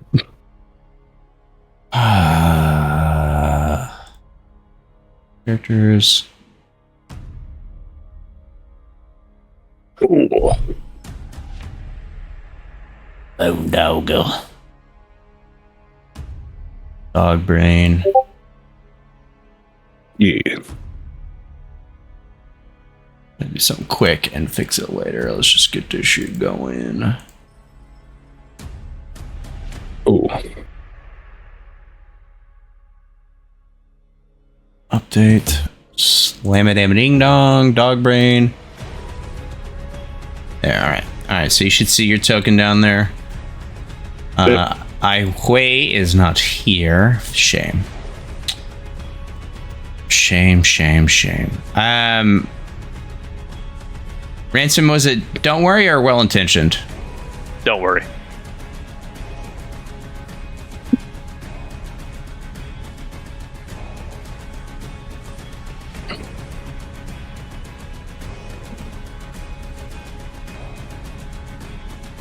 That mech kind of reminds me of the Tau from Warhammer. In a good way. I mean, I love the Tau. Like, I wish that more people loved the Tau. Aren't they like broken? Don't people complain about them being like a broken faction? Or is that old? They're. It depends I've seen on, like, the people talk edition. and break it down. And yeah, like, they're not really broken. It's just that not a lot of people play them, so it's kind of like hard to know how to counter them ahead of time. Like, 'cause if you know your opponent's running an orc army, you can kind of adjust or whatever, right? But Yeah. I don't play like in the competitive spheres, but they're generally a pretty solid choice army. Lots of shooting, lots of mobility. Yeah. They look- I mean, but I don't think there's You break through their shooting lines. And I'm sure I'm they wrong, melt. but I don't think there's a bad army in Warhammer that you can pick. What'd you say? I said I mean I could totally be wrong, but I don't think there's like a bad army you can pick, unless you're at that level where the meta really matters. Yeah. If you're going for competitive, there's always like tiers, like good and bad, based on whatever the new hotness is. I mean, Space Marines always get the like the first or second update, so they're always ahead for a little while. Yeah. Does not like yours, I like the- Sean. Let's see why. Is it a PNG? Do I need to convert it to a JPEG? PNG shouldn't be an issue. Well, then never mind. I'll just shut the fuck up. No, it's JPEG.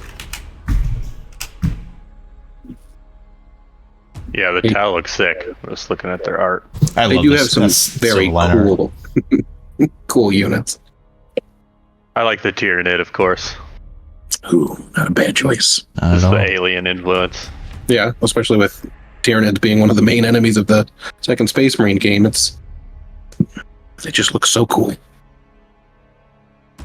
Games Workshop is just out of their mind with their pricing. It all went up. Oh yeah. It's liquid crack. It's just too expensive. But luckily, you can 3D print a lot of their shit. A lot, yeah. Like exact It's replicas. surprising. Yeah.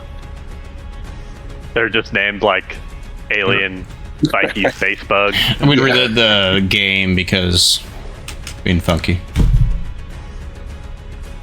I don't know if it will affect you guys.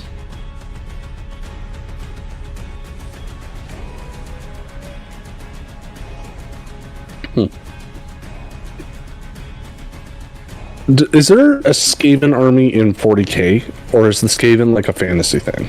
As far as I know, that's only fantasy. Okay. So no. They have like abhumans, which are like weird humans, but I don't think anything's like close to a rat man. Okay. That's fair. The do have gene, space gene dwarves. stealers kind of do similar things that the Skaven do. So the space has been kind of filled. Yeah, that's Like- fair. The Astra Militarium or whatever those guys are. Because there's millions of them. Yeah, that's true too. Yeah. Billions and billions of men just running into the meat grinder of war. Just fodder. Yeah. Coming out with plastic deathcore of Krieg, which is crazy. The most expensive guard army you could ever buy because it was Forge World only. Forge World is stupid. I like their minis are gorgeous, but the pricing is just the stupid. price is insane. I fucked up somehow. Why are there two of you? You gave me his art. Oh, there's two of them. Oh god, and my butt is dying. There's a Warhammer store right down the street from me. I've never dared to go into it yet.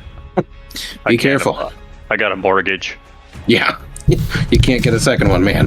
It's too expensive. A significant amount of the minis I've got, because I shamefully do, I have a good amount. I got secondhand. People realize they have a crack addiction and they just try to sell it all off. Or people will have the addiction, they'll buy more than they have capacity for, I think. And they'll sell it off for like a fraction of the price. And that's how I normally get my shit. Yeah. Like They eBay. also, yeah. I haven't set foot in an actual Game Workshop store in quite an age. All right. To be honest, be honest, please.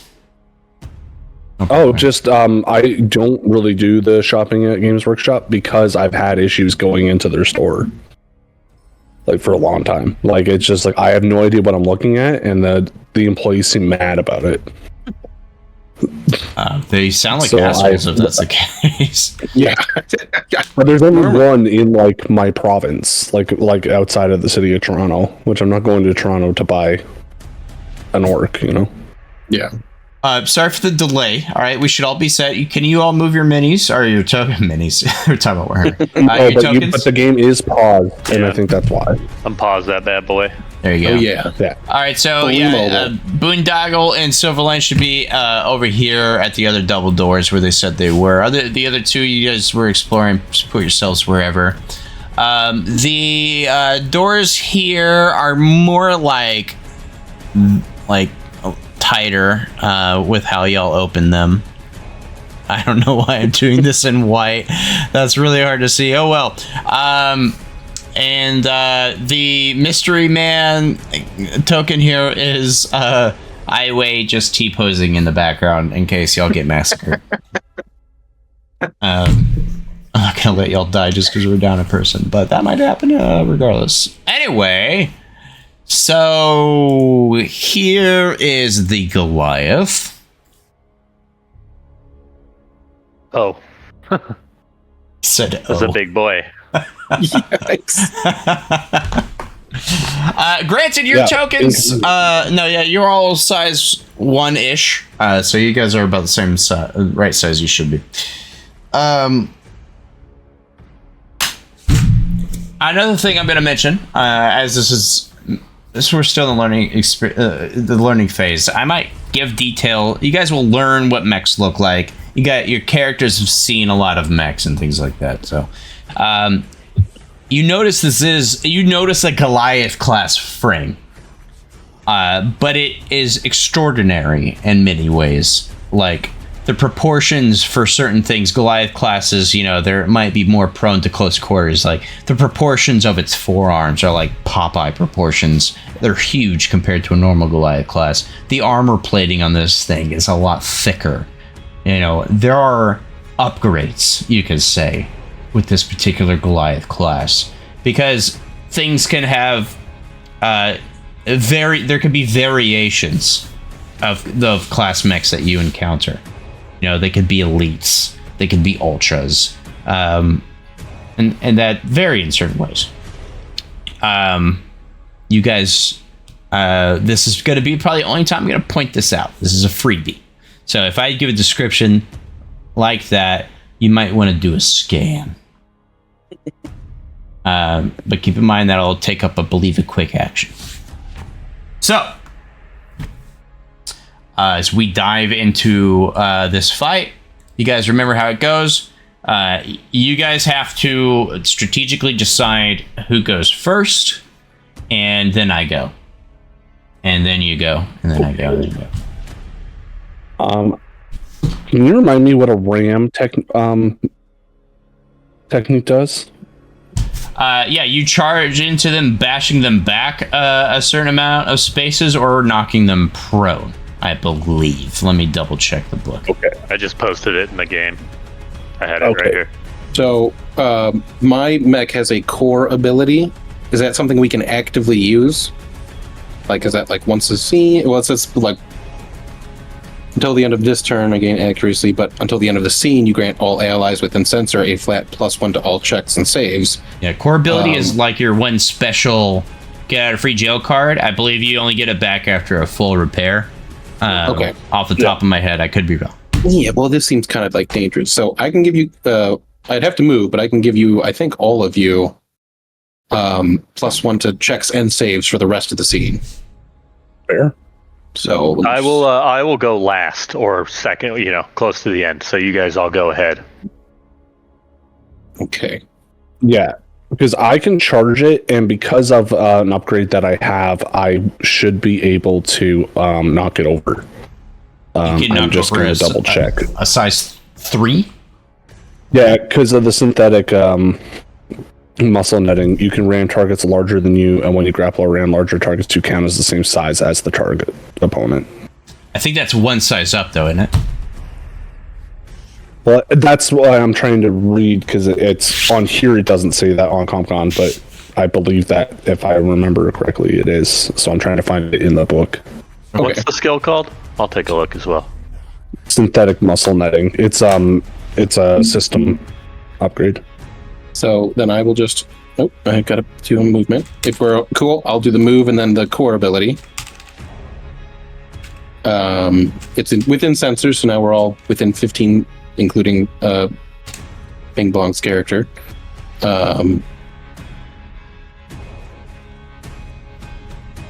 Yeah, if that's okay with you guys. And to answer your question, is you count as one size larger. So you'd count as a size 2. Okay. So no, I can't ram. I'll just beat him. Now, is this like a full action? It doesn't say. Oh, wait. I'm sorry. You may ram targets larger than you, and when you grapple or ram larger targets, you count as the same size as the largest opponent. When you grapple or ram opponents of the same size or smaller, you count as at least one size larger. Apologies. That's so good. Yeah. Additionally, your lifting and dragging capacity is double. Fuck. Okay. Yeah. John, I think protocols are free actions, I believe. Yes. Yeah. It's a free action, but yeah, once you use it, you can't use it again until you do a full Okay. repair. And I think you have to use them at the start of your turn. Is that right? Ooh. That I don't know, but probably. Maybe that's case by case. So then from there, I will do the full tech action, which is full tech. Perform 2 quick tech actions. And the first one I'm going to do is lock on. So choose a character within sensors and line of sight. They gain a lock on condition. Any character making an attack against a character gains +1 accuracy. Nice. So I'm putting lock on that guy. Then my second one will be to invade. Does invade I've got require a roll? Yes, you make a direct electronic attack against a target. Sensors in line of sight. So Let me check its e-defense. While you make your roll.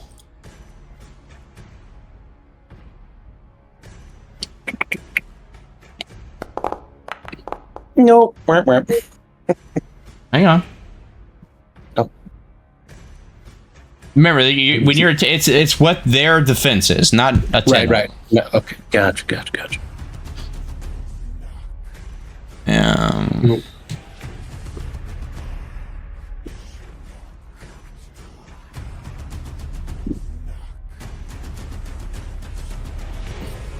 okay.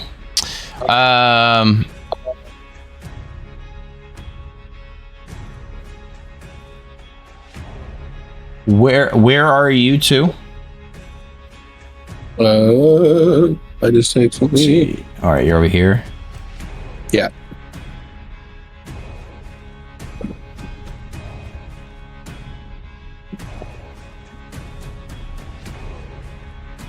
Gotcha. Okay. Yeah. A 6 will hit. Oh, sick. Okay. It's huge. Well, it would be a 7 with the lock on. So, but it immediately takes 2 from the invade, 2 heat from the invade. Okay. And then I have a hacker talent. When you hit with a tech attack that consumes lock on, your target must either choose to take 2 heat or be pushed 3 spaces in a direction of your choice. Do you want to take heat or be moved?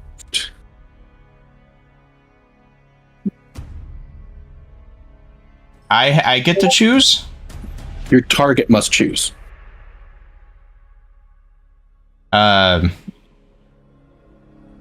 This seems really unfair, but I'm going to choose to... But this does divulge some information I was hoping not to divulge early, so maybe not. I will choose the latter. Okay. But Goliaths have the heavy frame trait. It doesn't move. Good to know. I don't know if that's going to alter Aaron's choice of attacks. To be fair, it's beneficial for me to grapple it anyways. So. Okay. And then the invade will be fragment signal, so it becomes impaired and slowed until the end of their next turn. Okay. And that's my turn. I'll give a free action because I can do as many as I want. Bolster. I guess I will bolster Briny. Sweet. And that's my turn, boys. All right. My turn. I'm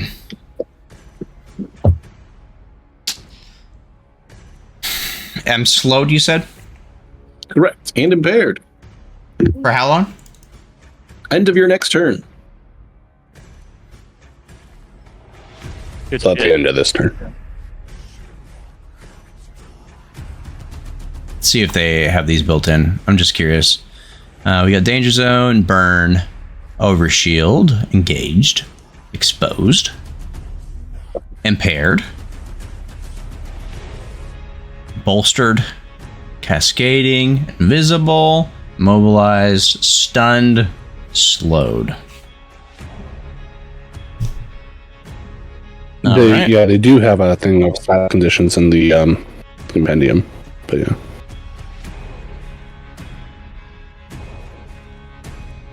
Okay.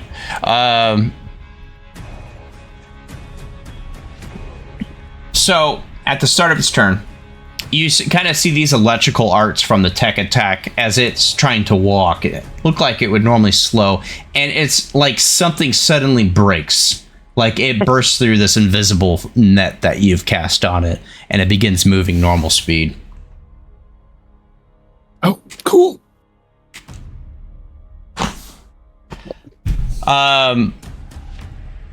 As it approaches, let's see, let me double check. Yep, that's it. And we need to fix the tokens. We'll worry about that more next time because spacing is very important in this game.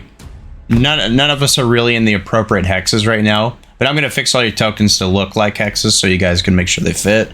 And even my guy's a little bigger than he should be.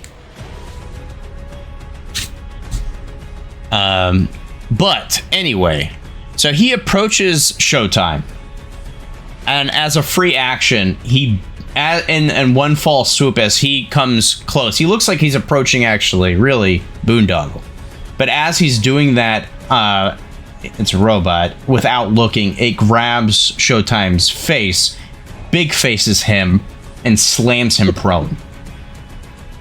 Oh. And with its other hand, as it ends its turn right by you, Boondoggle, it flips it up, and you see it was like holding this handle, and as it flips it up, this device expands out, and it ends with a barrel shotgun right in your face. All right. Okay, in response to that, I am going to grapple that arm. Can you do that as a reaction? With my... Not as a reaction. Oh, I didn't know. I thought it was done its turn. Oh, no. It has to shoot you first. Then... Oh, well, okay. My bad. This is a threat of 3, which it looks like you're at least that. Yeah, I'm like 2. It's got a range of 5, but the threat space is 3, just so you know. Let's go ahead and I'll roll. I have to... wait, can I use Overwatch? As a reaction to it moving forward? Your reaction would be bracing. Now that I've rolled... Excuse me. I think bracing was after or before I roll. Let me see. It's invisible anyway, so it doesn't really matter, but it was one or the other. We did that a lot last time, I recall. Yep. I can't wait till like we know all this stuff like in the back of our head, and it's just combat's just like flying because this game gets so fucking insanely tactical. Trigger, you're hit by an attack and damage has been rolled. Okay, so let me see if I even hit you. It shouldn't have been private, but it was a hit. Yeah, I have a 10. I think it got an 11, it looked like here.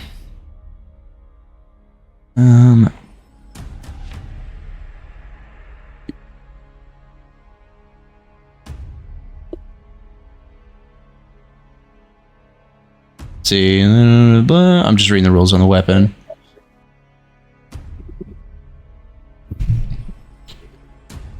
Okay. Do you have 5 damage. No armor? No, I don't have. Damn. Well, yeah, I don't think any of us do. Okay. But I got a decent HP score, so I'm still standing. Okay, and so that was its first skirmish. Its second skirmish, as it shoots you in the face, as it does this in one fall swoop, it swoops that out. Big faces, showboat. Was it? No, I'm sorry. Silverline, showboat's a character in Deadlands. As it finishes those two action, with its arm that on Silverline, it comes up with an uppercut. And as this uppercut's coming up to you, you can see a faint bluish glow on its knuckles.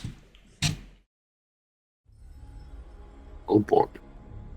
Okay. I need you to make a hull save. Me? Yes. Okay.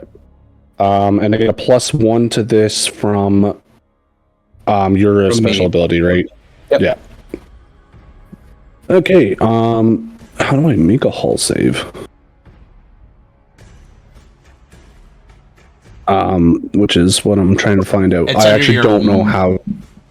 Next stats, I believe. Let me see. Yeah. Yes, First- your mech first stats. Oh, okay. I can just roll hull. Okay. Yeah. What? Either way, it's a fail.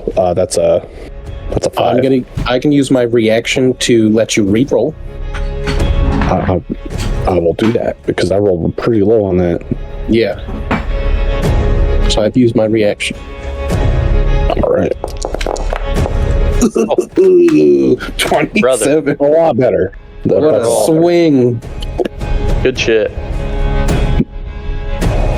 So, Fox refusal. What is that? Right. Like, wait until either choose one or the other. And within sensor range and line of sight, has failed to a check save, they may reroll that check save. But I can't do that again until I get my reaction back. All right, I'm back. Okay, we're just cheating. It's fine. Yeah. He used his reaction to allow me to reroll. So instead of a 5, I got a 27. Natural 20. Whoa. Very nice. Yeah, so you dodged this glimmering uppercut of kinetic energy that was coming at you. Now it's done. Okay. That's good. Well, Dogwing, in reaction to having this guy swing at him, he is going to use his quick action to grapple that glowing arm. And he's got the synthetic muscle netting. So as he grapples this guy, he actually manages to kind of do that immovable object thing that some people can do, where the arm actually kind of gets stuck if I catch it. So I'll make a melee attack to do that. And I get a +1 because of your thing. So that's a 17 to grapple. I think it's just trying to hit evasion, right? Yeah. It's a melee attack. Yeah, that would definitely get him.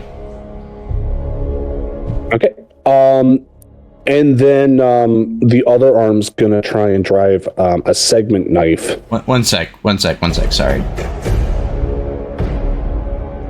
Sorry, my audio is being weird on this headset. Say that one more time. I use my quick action, or my first quick action, and I'm going to use another one to stab it with a segment knife. Now that I have it held.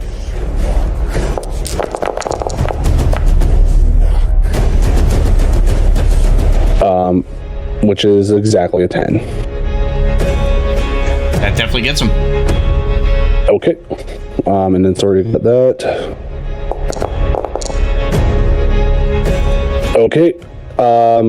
So I got 4, but I rolled an overkill, so I have to roll another d4. For an additional 3. So I do a total of 7, and I take, is it 1 or I forget? I gotta take a look. But I take some amount of heat damage from doing that. Okay. As I'm kind of stabbing it over and over and like snapping off blades into its body, and then it quickly 3D prints more as I keep going. Right on. Okay. Yeah, it's like a shiv, but like a giant mech shiv.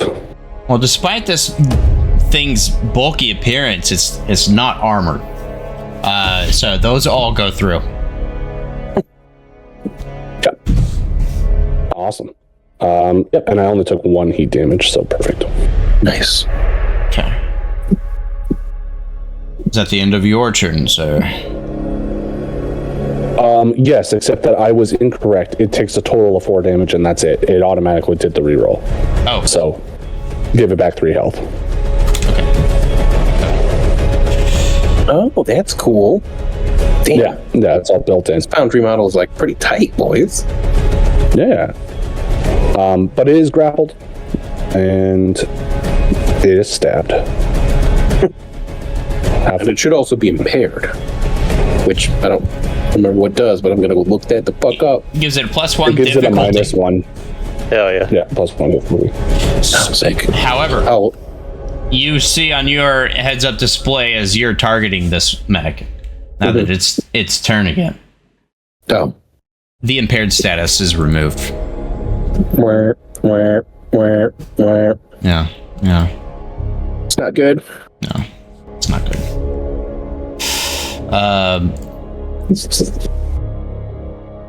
And it is grappled and has Boondoggle right where he wants. I don't know, actually. I think we got to do a hold check here. Let's see.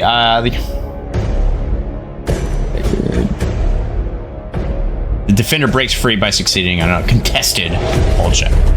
That's a quick action. Okay. I'll give you one of them. Make sure this is not private. Yep.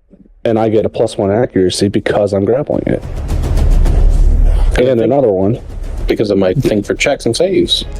Yep. Very nice. I don't know if I'm going to do that. Let's see.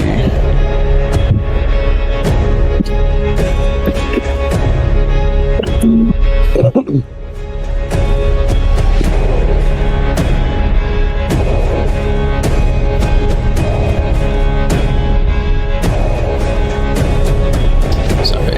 It's got a lot of bells and whistles. It's alright.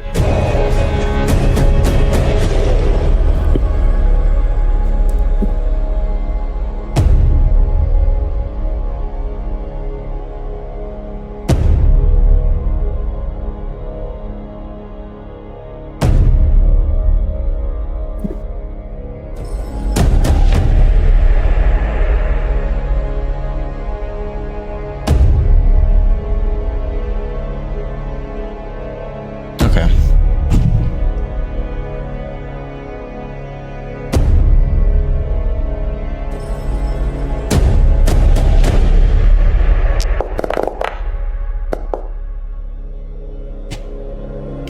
No, it breaks free. It does. And let's see. But it had to burn its quick action to do it. It did. That is accurate.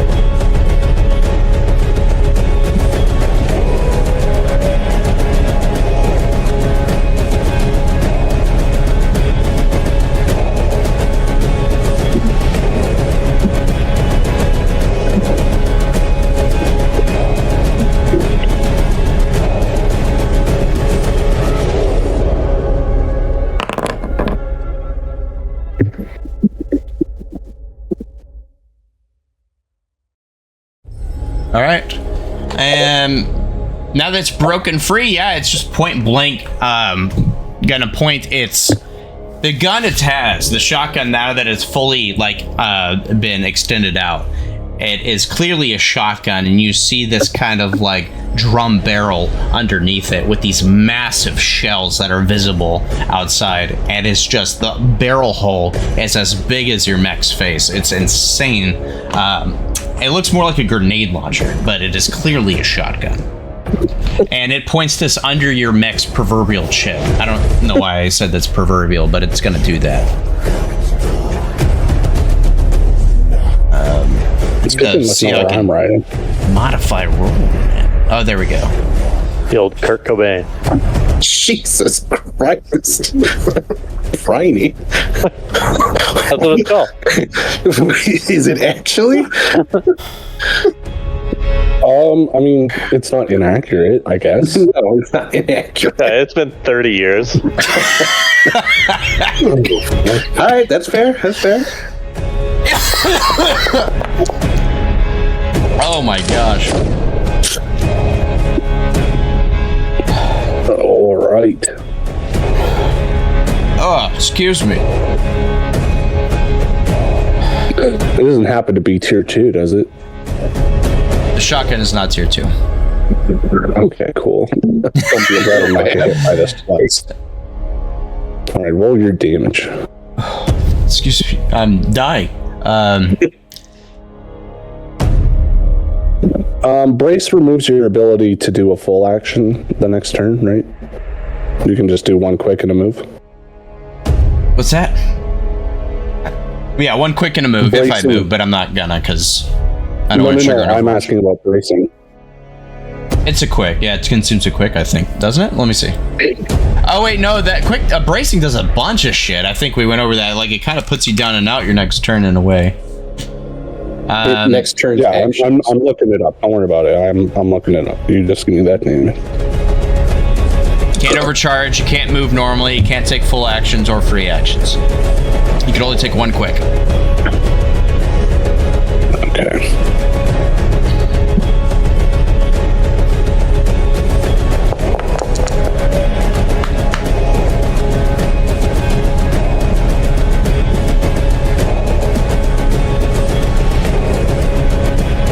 Alright, I think 5 is the total there. I'm just confused here how it's putting this in.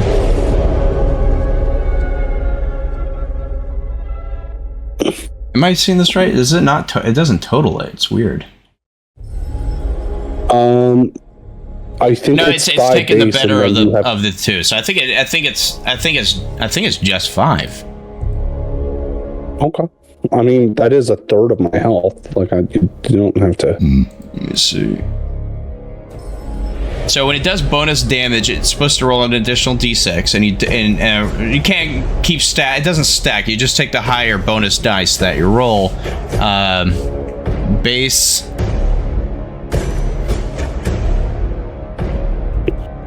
Yeah. So it does 5.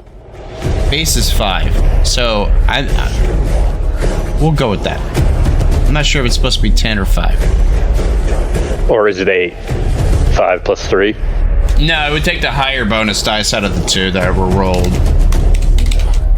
Well, okay, so if you click on the 5 at the top, does it show like a breakdown of how it got there? That's what I was trying to see, and there's not. Tourist. Fortunately. Take 5 for now. Oh, wait. I can put myself back and I can apply damage to my own character by clicking on the thing there, and then it will probably do that. Oh! Yes. I have taken structure damage. I did the full 13. Yeah, it's not supposed to do that, right? Because you only take one of the bonus. So I'm Yeah, but even if it did 10, I would still go down to 0. Oh, So it wouldn't matter anyway. You'd refill your health. So my custom paint job did not get scratched, unfortunately.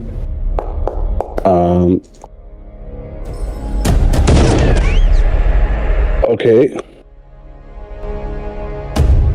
I'm impaired until the end of my next turn, and I get to make a cascade check to see if I lose control of my Mac. The shackles remain intact. I don't like the implications of that sentence. Yeah.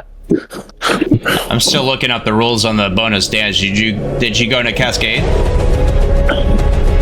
I did not escape. So the shackles remain intact. Dogbrain is not off his leash. Alright, bonus damage can only apply to mainly rage attacks that do the normal types of damages. Bonus damage defaults to the kinetic, or the attacker can choose a type.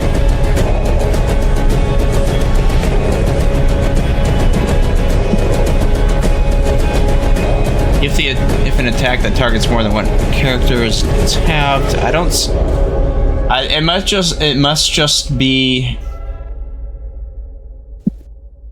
It does that. It must just be no. I'm probably thinking of the when you add difficulty or add accuracy, because accuracy won't stack. Like you always, even if you're doing +2 accuracy, it'll roll 2d6s and you take the higher of the two. So you're not potentially getting like rolls of I rolled a 16, but really it's 40. You know what I mean? Like so.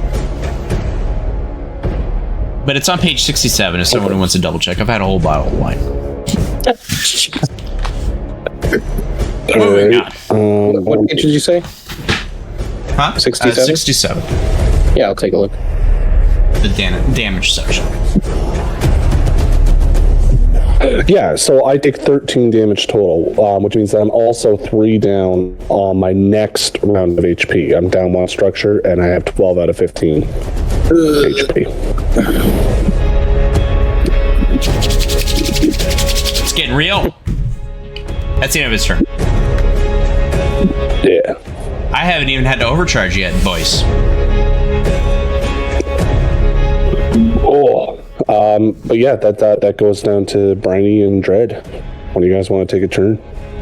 So, Showtime will use Invade with his Neurospike for a Shriek Code, which we'll see if it succeeds. I have +1 for accuracy for my special ability, and then I believe I get 1 for.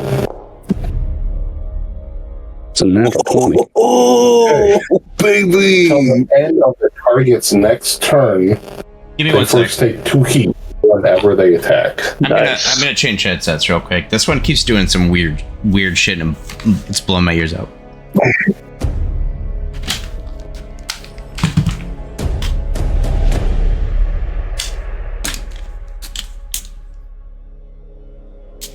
Ooh.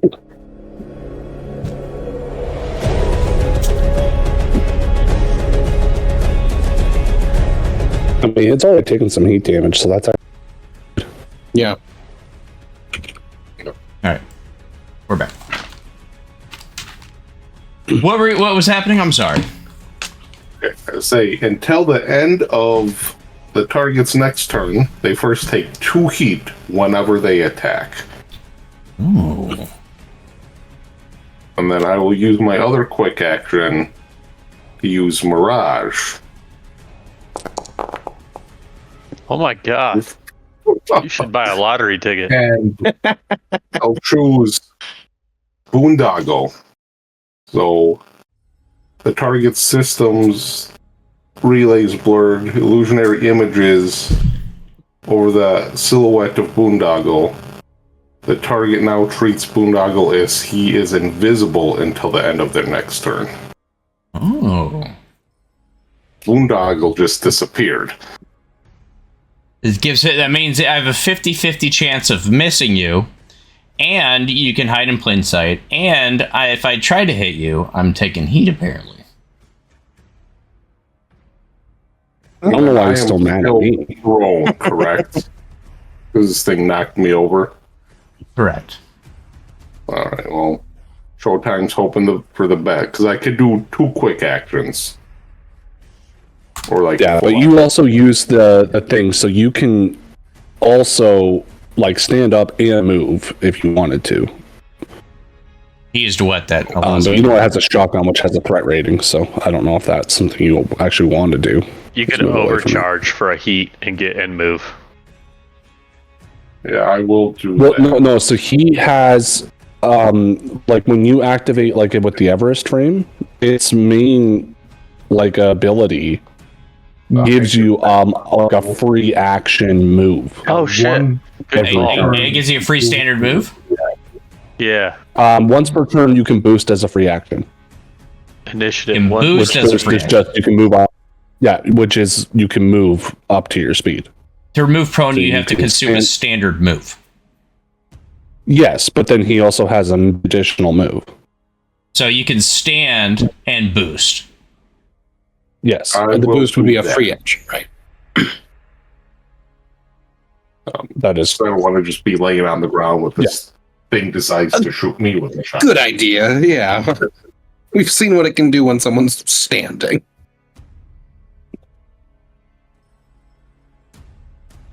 also. I thought my evasion would be higher because of my stance.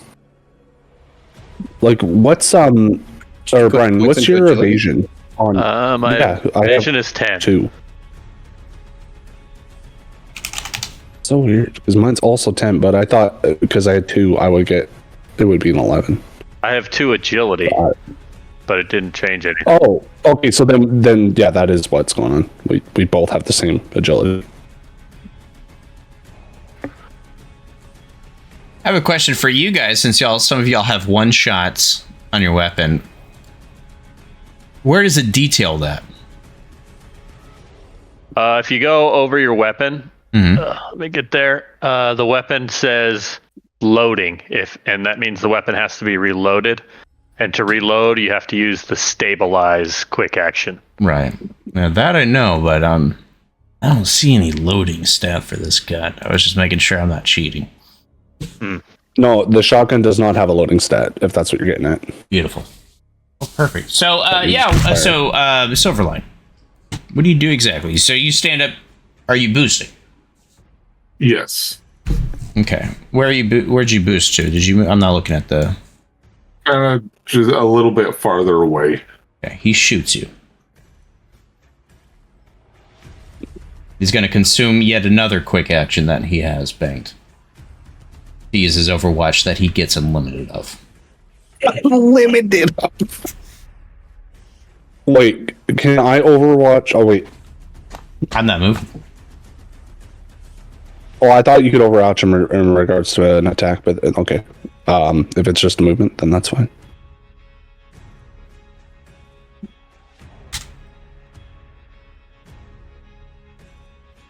Now you got me second guess. No, it's No, I'm just. It's if they move, yeah. Yep. Okay. You know, you told me Frodo was 40 in Lord of the Rings, and you said it with such confidence. I didn't question it, even though I have watched this movie and read the books countless times, and know that motherfucker was 50 years old, and I still believed you are a convincing son of a bitch. I'll give you that. But I know him better now. I've wisened up.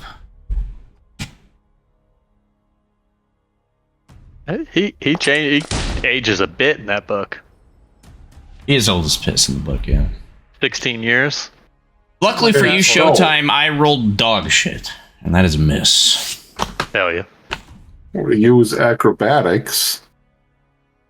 Anytime somebody attacks me and misses, I can fly 2 spaces in any direction. That's so cool. Very nice. You are quite quick on your feet, sir.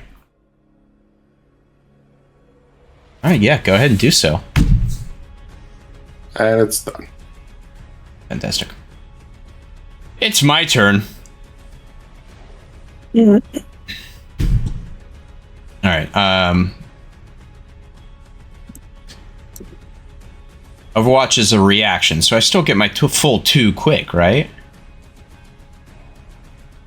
No, you lose a quick. So you have 1 quick. Okay. And didn't he do something to you with the neuro spike? So anytime you attack, you take.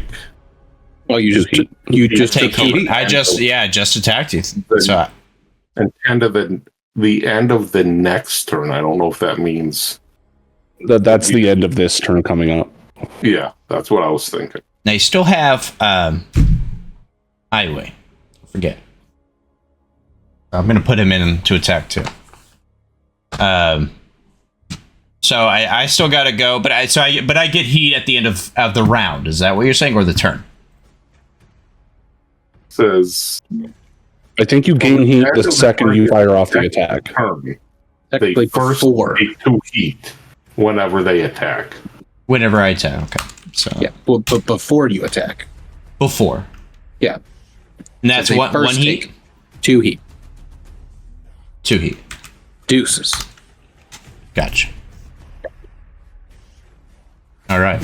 It's a nasty little neural spike. You guys do see in the visible vents on this mech, you do see like below the vent flaps a reddish glow beginning to build. All right, listen, boys, we just need to inflict massive heat damage.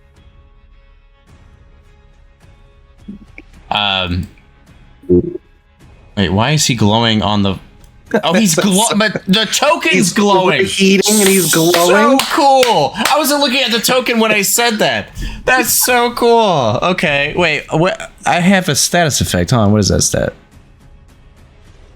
That happened just because I put his heat up. That's so neat. I love it. Oh man, It's nice. I'm just out of curiosity. If I put my heat at 5, does it do it for us? No, that's cringe.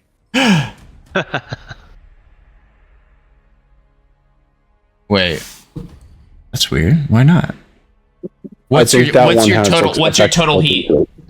My current heat is 0, but I put it up to 5 out of 5. Oh, do maybe just 4 out of 5. 5 out of 5. You should be rolling on the heat. Exploding. There you go. Now you're on fire. That's so cool. Okay. All right. Moving on. I don't see anything on my screen. No, that was me. I'm messing with the token magic thing. Okay. I got excited for nothing. Anyway. Yeah, I think it's an effect you have to build into the token. It's going to Oh wait, hold on. I think I figured out the reason why. Boondoggle. So Yes. It does do it, but this is Beserker and not obscured by clouds. as a inhuman reaction, as soon as Skyline left, it moved in its threat range. It reacted and flipped up its shotgun and shot. But you notice its gaze is fixed on you. It's got a dog with a bone, clearly, as it punches you in the face. Well, I'm invisible though. It's gonna try. And then it takes 2 heat. Isn't it a 50% chance? Yes. So first heat. All right, heat is applied. Let's see. Oh, it's got invisible status on the attack. So let's see how this works out.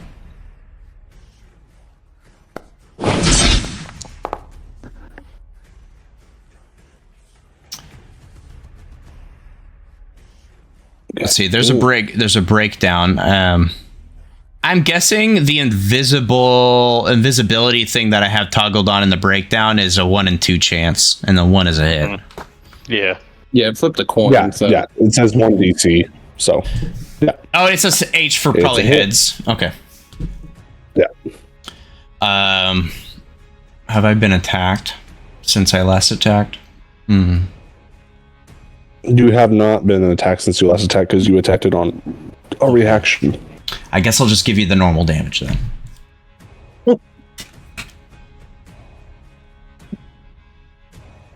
Oh, he does extra damage when people hurt him. Oh, What a dick. It seems this is not bound.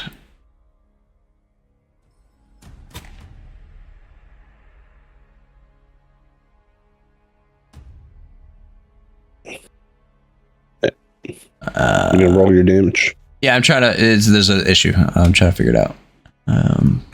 Okay.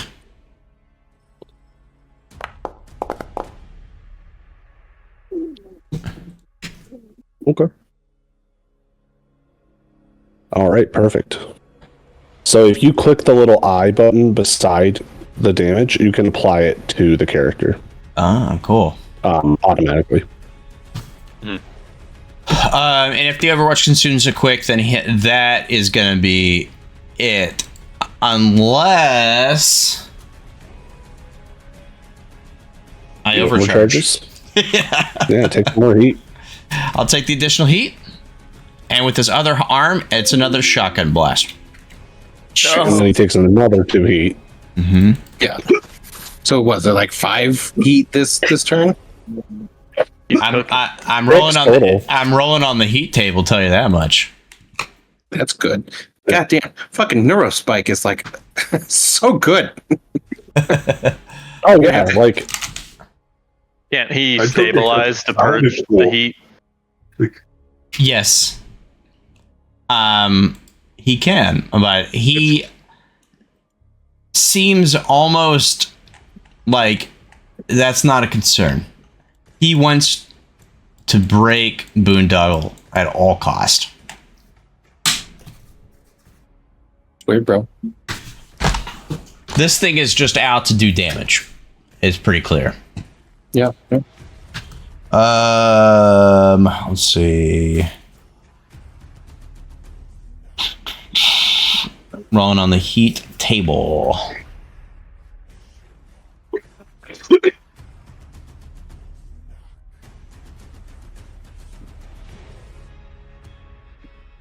Overheating check. To make an overheating check, roll a d6 per point of stress. Let me mark my stress.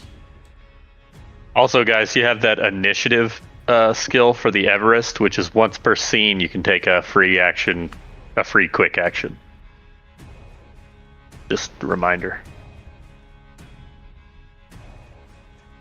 yes. Oh, good to know. Or you can do the power up hyper spec fuel injector, which is all, but that's Yeah. for the whole mission.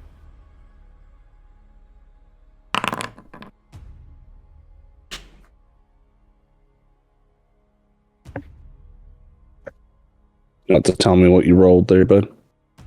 Oh wait, that's the heat check. Sorry, I thought that was the shot to my face. Okay. Yeah, no, that wasn't it yet. So as this thing is lifting up its shotgun to shoot you, before it even pulls the trigger, but almost at the same time as you hear the blast, its vents fully expand on the mech, and you see flames shooting out of it at like long lengths of flames, like a flamethrower bursting out as it shoots you.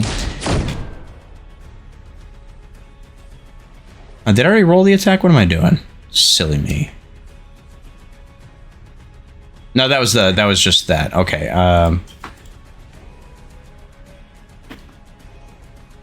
Regular damage. And it I'm still invisible. is exposed. Find this. Where is it? Ooh. Boom. Foundation.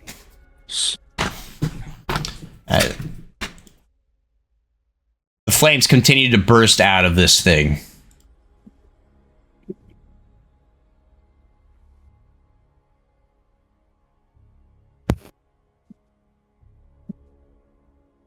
And that's the end of his turn as well. So I think Iway's next, unless anyone else hasn't gone. I haven't gone yet. Go. Unless you want Iway. So, no, I'm gonna use some protocols here to start my turn off. First, I want to use a system projected shields, which will give me 1 heat, but it will add +2 difficulty until the start of your next turn for Boondoggle. So that'll increase the odds of give him some armor, I guess. That's in the chat, so I've added 1 heat. And now, since my weapon is an ordnance, I have to shoot it before I move. And it has accurate, so it gets +1 accuracy. Plus, I have bolster from Sean, as well as his opening ability. So I think I have +4 accuracy to this attack. So let's see if I can add that easily. +4, okay. Total, other sources. Oh, there we go. All right, so I'm gonna roll this, no cover. A 3. Damn. Well, 9 total, because Does a 9 hit you, Scaarr? Where are you? Where's your character? Can you ping him? I'm here. My range is 20 on my rifle.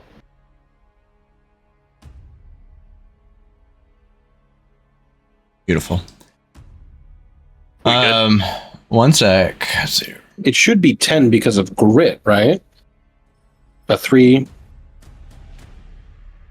3 plus 1 from Should the be rifle. factoring in your grit on your character sheets. Not that you guys, I think, have And much then grit. 5 from the 5 is the highest you rolled, so it's 4 plus 5 is 9. Oh, I see what okay. Then the weapon is also accurate, so it should give him an additional 1. Let's see. No, that receives +1 accuracy. Yeah, that's of the dice pool at the bottom. Oh, shit. Not a flat one, I guess. Yeah. Accuracy just adds a d6 to the roll, and then you take the highest of them.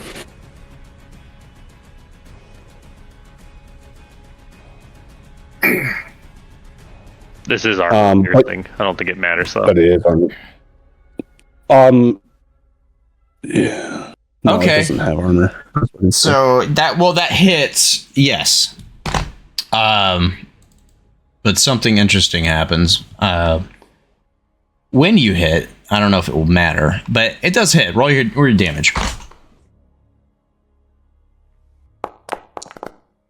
5. So this thing is venting out, and as your shot comes in, instantaneously, like this armor plating protrudes out of it.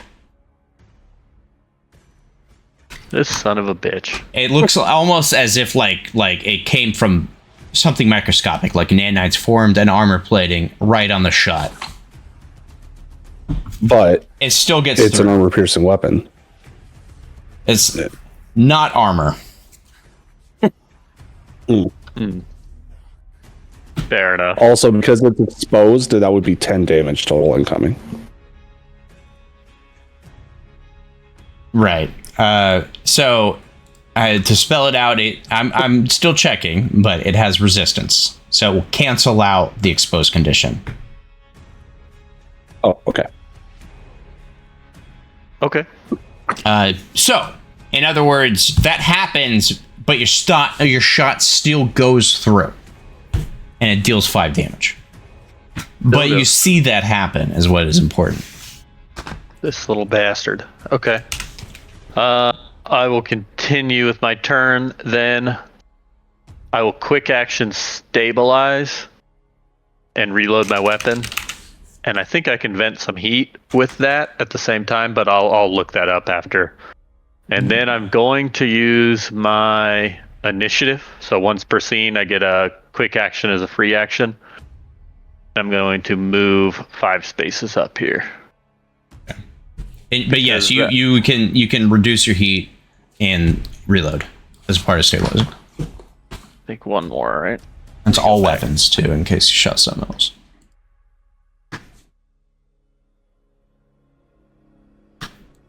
Little bastard. Okay. I think I'm in lock-in range. Okay. But how do you do it? How do you stabilize as a quick though? It's not a quick. No. What? A full. Really? Damn, that's a son of a bitch. Yeah, I think it's on page 71.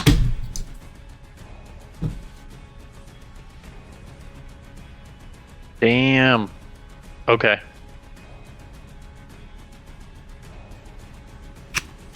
Full actions. Holy shit. That is rough. Okay. I will not stabilize then, and I will not use my initiative, but I will still move 5 up.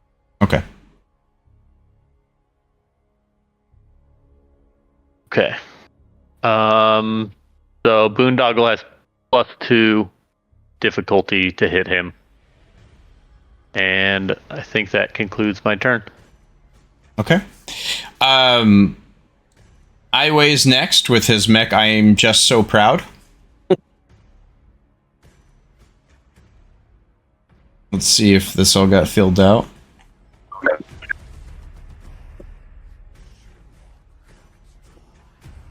Okay. Yeah.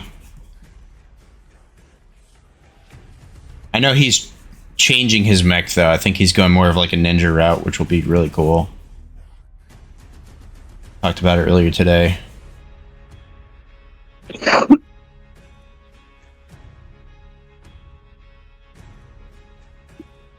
You know, I'm going to be nice to you guys. He is going to go interact with one of the terminals.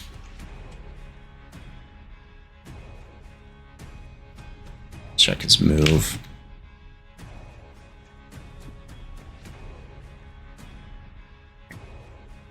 Five, 1, 2, 3, 4, 5, and he will boost 1, 2, 3, 4, 5. He couldn't make it this round, but he will.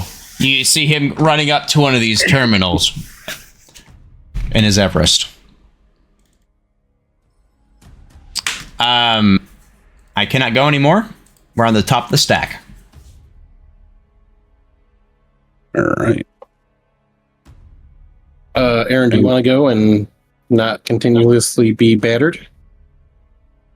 Oh no, I'm gonna be continuously battered. I'm gonna stand and bang while you guys figure your stuff out. Okay. Well, cool. So I think we should probably focus on these 6 terminals. Yes, but that's what I'm saying is if he's gonna focus on me, and he's got Overwatch and stuff like that. Like I don't know if I even have it in me to escape to the terminal. Yeah. Without making things worse. For sure. And so what I want to do is use my once a scene free action to grapple it. Okay. With So just to be clear, Okay. Scaarr, we're cool to do like this kind of like slowed down tactical talk. That's all right.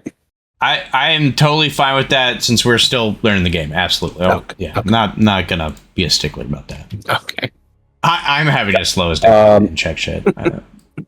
Yeah, so that's a 22 to grapple. Oh yeah. It'd actually be And then I will 3. My bonus is until the end of the scene. Oh no, I added the accuracy from yours. Okay. Yeah, so it's only 22 because of your accuracy. And then I'm going to headbutt it in the crotch for an improvised melee attack. You're gonna give it head, but not in a fun way. Yeah. Okay, and then when I do this, this is going to be 2d6 damage.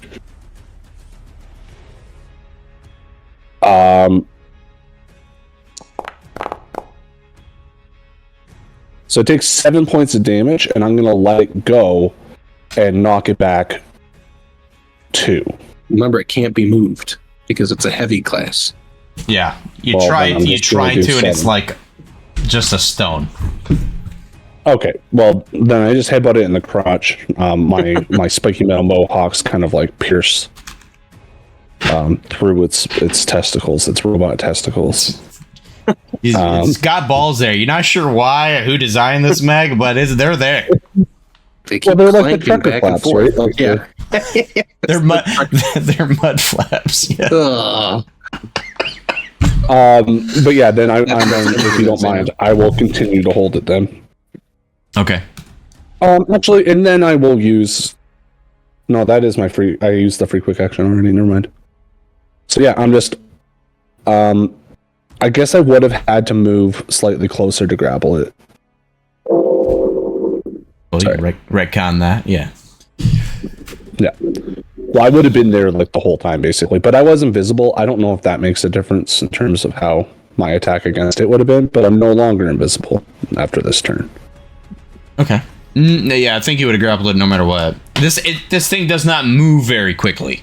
Girthy. Yeah. Okay. All right. It's gonna go up next, and yeah. So right off the get. Wait. Let me make sure this is not a once a time thing, and I can keep doing it real quick.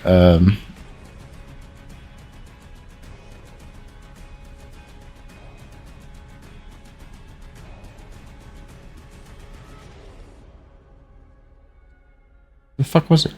There you are. Once on their turn.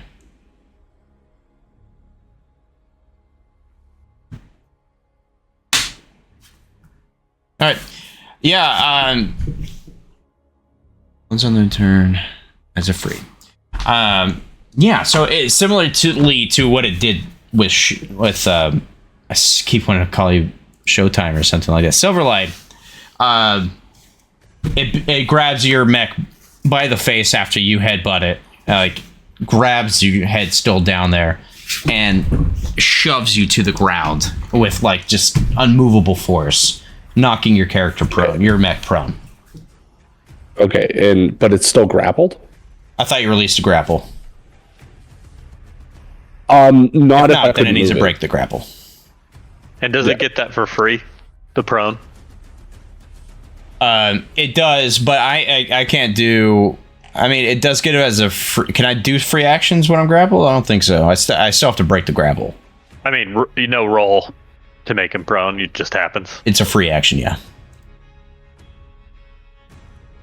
You're right. No, you're right. It still has to do a melee attack. You know, you're right. And it's at +2 difficulty because of the projected shields. Is it currently still shut down? No, it's not shut down at all. I have to break this grapple. It's still exposed. It's still got flames shooting out of it right now. Yeah, Hull coming up.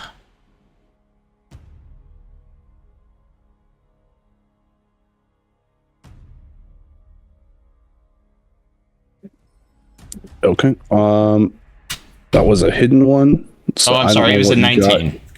Oh, fuck. Okay, well, let's see what I got. I get +1 accuracy, and then another +1 accuracy. Let's see what happens. Ooh, very nice. Oh, God. You get 2 +1 on accuracy on that?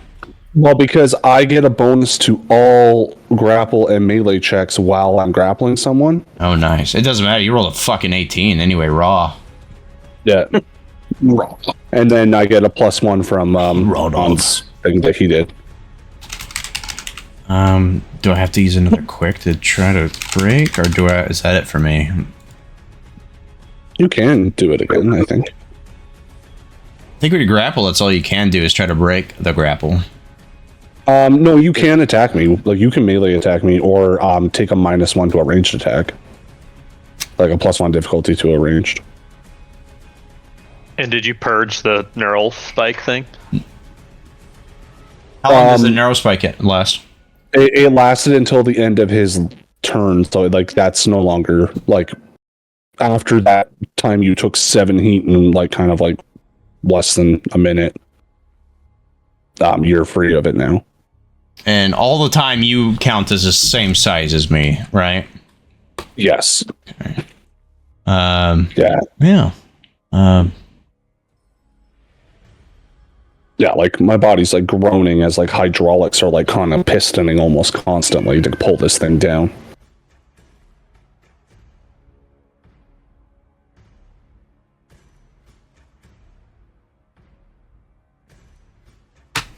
I need to look at the grappled status is what I'm looking for here. It's engaged is the name of the status you get.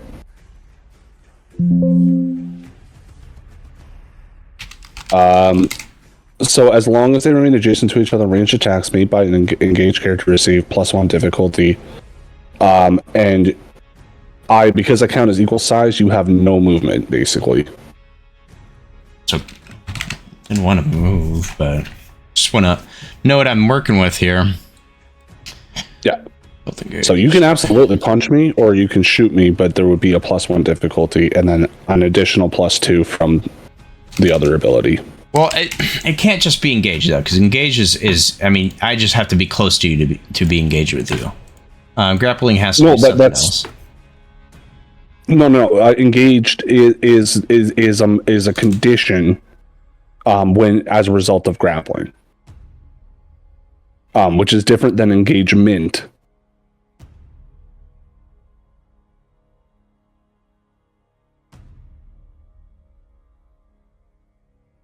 I'll just try to break your grapple again for now. Sorry. I'll look up grappled again, but that's all it says, that you become engaged. Right. But if you look at engaged, it's anyway. That should have been public. Oh, 22. Neither character can boost. Yeah. Okay. Oh, you got the 22, and I gotta make my roll. I don't know if I'll get that lucky again, but we'll see. Oh, get bent. Nice. Jesus. That's a You rolled a 26. 19. Good shit. And a fucking 6. What's it like being so cool, Aaron? Honestly, this is the best day of my life, Sean. It does. That roll. is the end of its Look, turn. Tell your wife you just said that. Yeah. That's the end of its turn. Okay. I already took my turn, so someone else can go.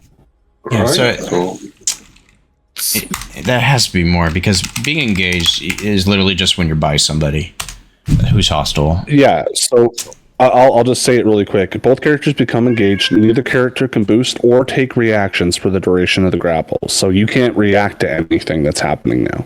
So no overwatches, no bracing. Damn. I feel like it should be so much more.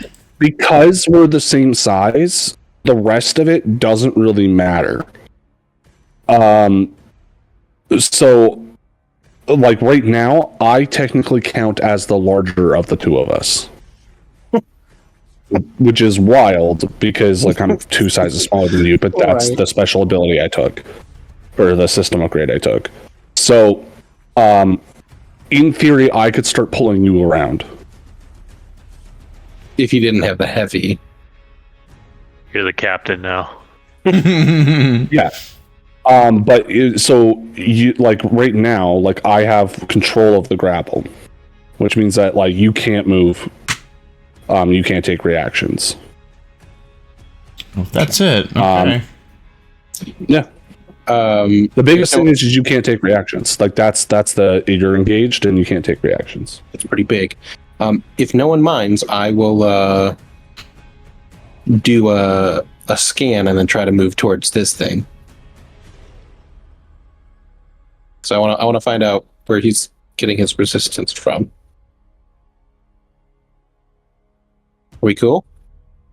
it works for me. No, it's just okay. Yeah, go for it. Yeah, that's what I'll do. I'll do a quick tech scan. You're scanning him? Yeah, Okay. And you're moving where? and then I'm going to move towards this thing. But first, I want to know what the scan is. Okay. Scan. One piece of hidden information about the target. So I like what is giving him this resistance to damage, or is it like a special type of resistance to different damage, or? Well, I'm trying to see if there's an easy way to convey this to you. Let's see. Oh, whoops. Oh, whoop. Oops. Isn't there? Let's see. I don't know if this will wear a test. We've gone over this too. Did that go to you? Can anyone else see that? I see it. Okay. I don't know if this will matter, but just throw this in here. There's the hidden piece. Okay, I don't think that was hidden. No. Does everyone else see that? Yeah, I see that. Okay. No, it shouldn't have been hidden. God. I don't think it can. Okay. Oh, damn. They took a lot of damage from me headbutting it in the crotch then. Range. Okay. I think this will just be easier to send you.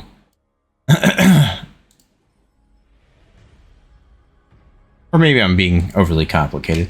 Who knows? I don't care. We're all having a good I time. like the mystique. It's cool. Hey, I want to see how you convey the information, maybe, you know? Sure, yeah.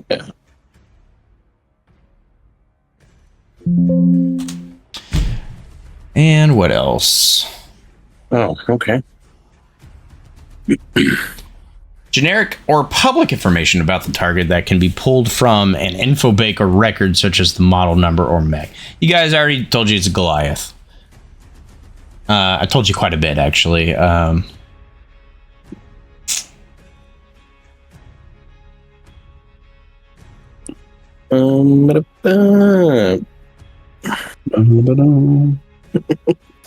Okay. Wow, that is a lot of information. Okay. And I will tell you, it is an Ultra. What that means is, I'm going to just read this out to you because he's kind of a big deal. Ultras are the most dangerous individual foes a Lancer might face on the battlefield. The champion's favored soldiers, chosen ones, and other mighty warriors of a fighting force. An Ultra might command a small retinue or lead an army from the front, but they are no grand strategists. Their primary tasks are always direct engagement with the enemy, holding or breaking lines, and ensuring through heroic efforts that their side wins the day. Ultras are powerful enemies capable of taking on multiple mechs at once, along the lines of a boss character in video games. Like elites, they have extra structure, meaning they roll on the structure damage table and are much more resilient than most NPCs. Because they're so much more powerful than regular NPCs, and keeping track of them is much more complex, it's recommended you only use one Ultra in any given combat encounter.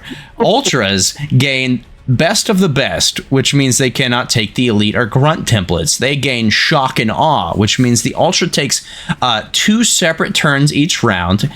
They regain spent reactions each time they take a turn. If the Ultra is facing 5 or more hostile characters when combat begins, the Ultra takes a 3rd turn.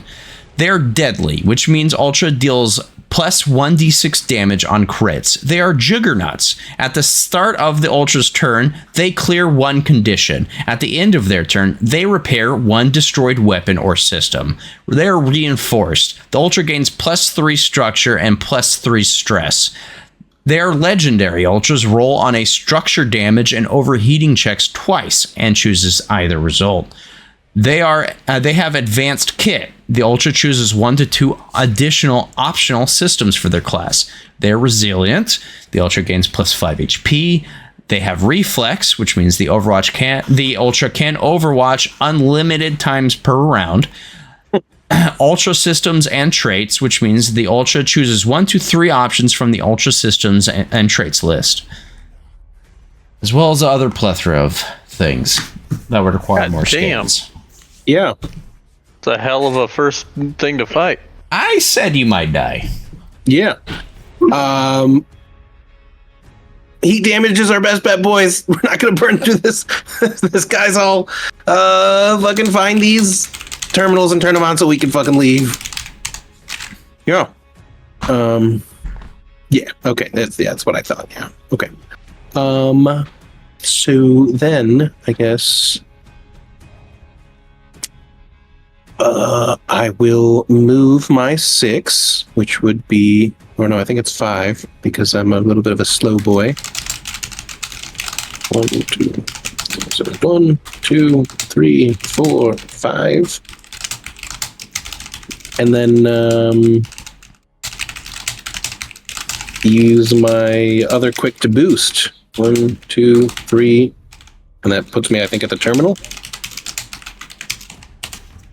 Sorry, I was responding to your question. All right. All right, you were at the turn. Did you just use, do you still have a full action? No. Okay. But I will overcharge, and I'm going to hit Big Boss with another tech attack. Okay. Invade. Where are you, tech attack? There you are. Yeah. That definitely so hits. He takes 2 heat, and he's impaired and slowed. I mean, yeah. All right, impaired and slowed. And then I will bolster this time Silverline.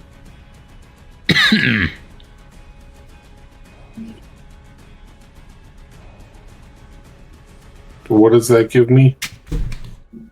That gives you +2 a +2. accuracy.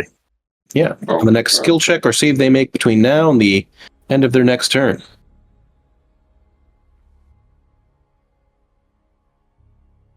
Okay. Let me check something, actually. I might need to take more heat.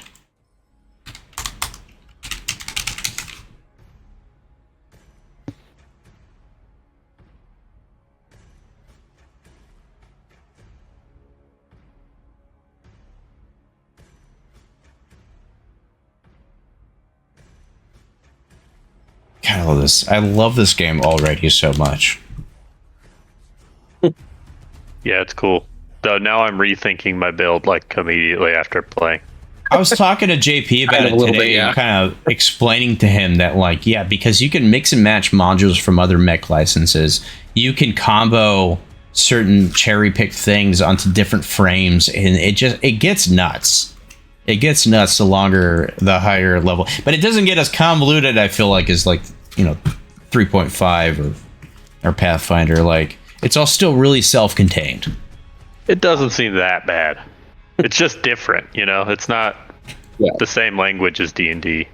I was just making sure I didn't have to take double heat because he's exposed, but it's damaged, so he isn't counting there.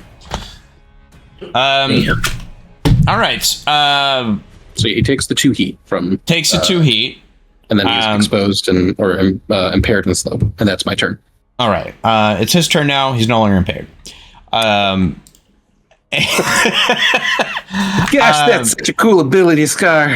It's well, I mean, if you stack status effects on him, then I have to pick one. So it does make a difference for sure. So he's not impaired, but he's still exposed. Right? He's still exposed and slowed. Well, he's still slowed because as you're grappling with him and y'all are kind of having this back and forth, both of you begin to get enveloped in this like steam as the vents stop protruding flames and just start venting this white hot steam at really high pressure as things begin to cool down.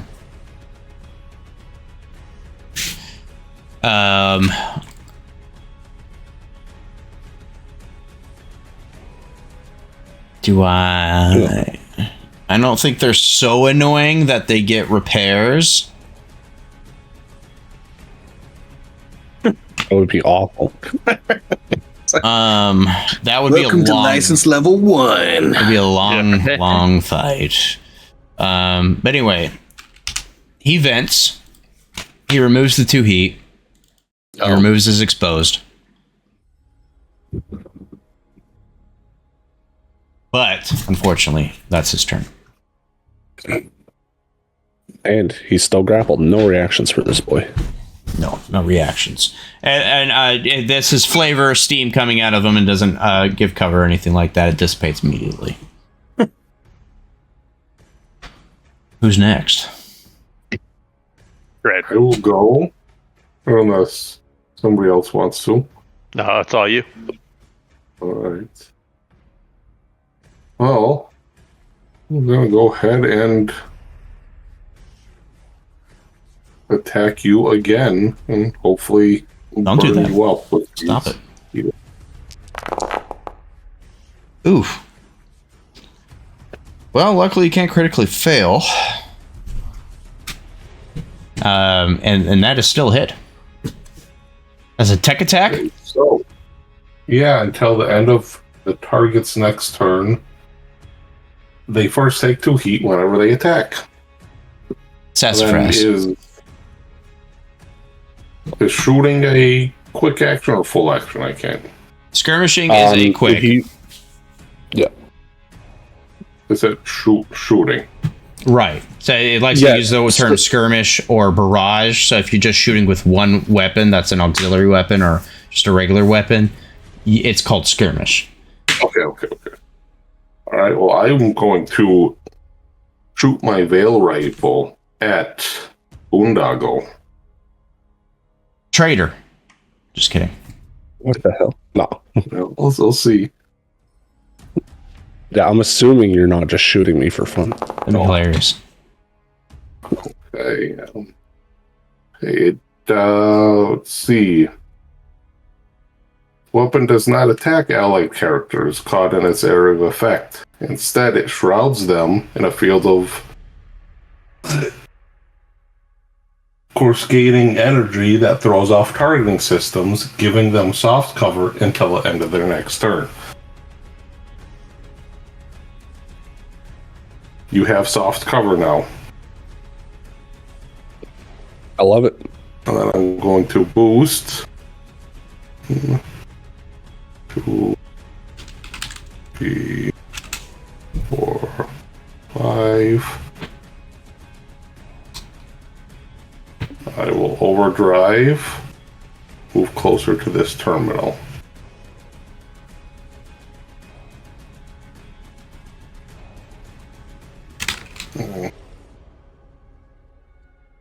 If I could suggest, Dredd, would you not move the other way because there's a guy over by that terminal already? Like one of our allies?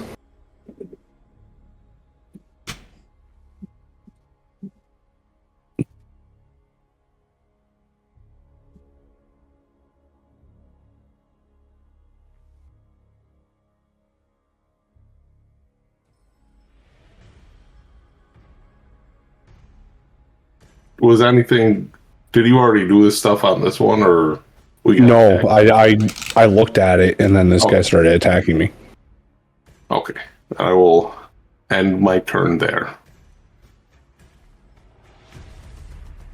Okay. All right.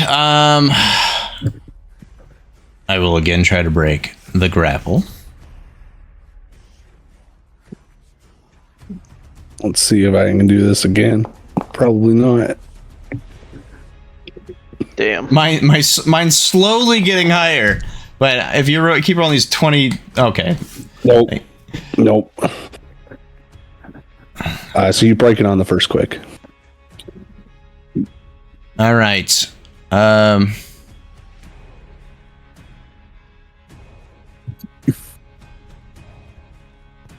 doesn't help me. Stupid.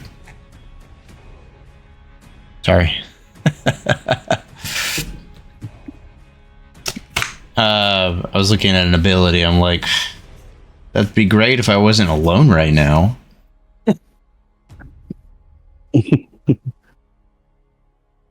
Anyway, it's going to punch you in the face now.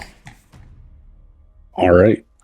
Do I still have that shield that you gave me, Brian? You do. Till the start of my turn. Okay. So that's +2 difficulty.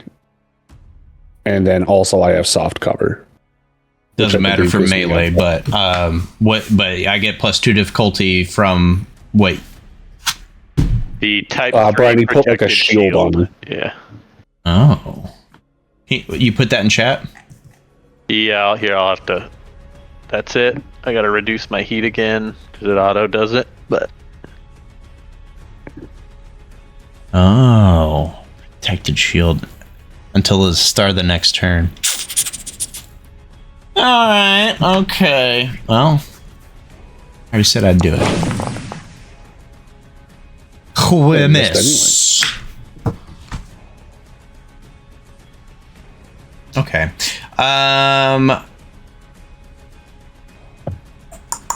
Yeah. This thing is like a dog with a bone, like I said.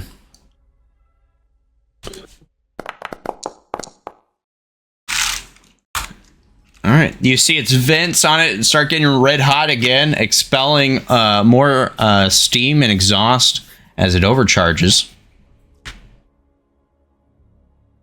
And it also took 2 heat for making that attack from the neurospike, right? Did I still got neurospike? Okay. I had that too. Like you have to remind me with that one.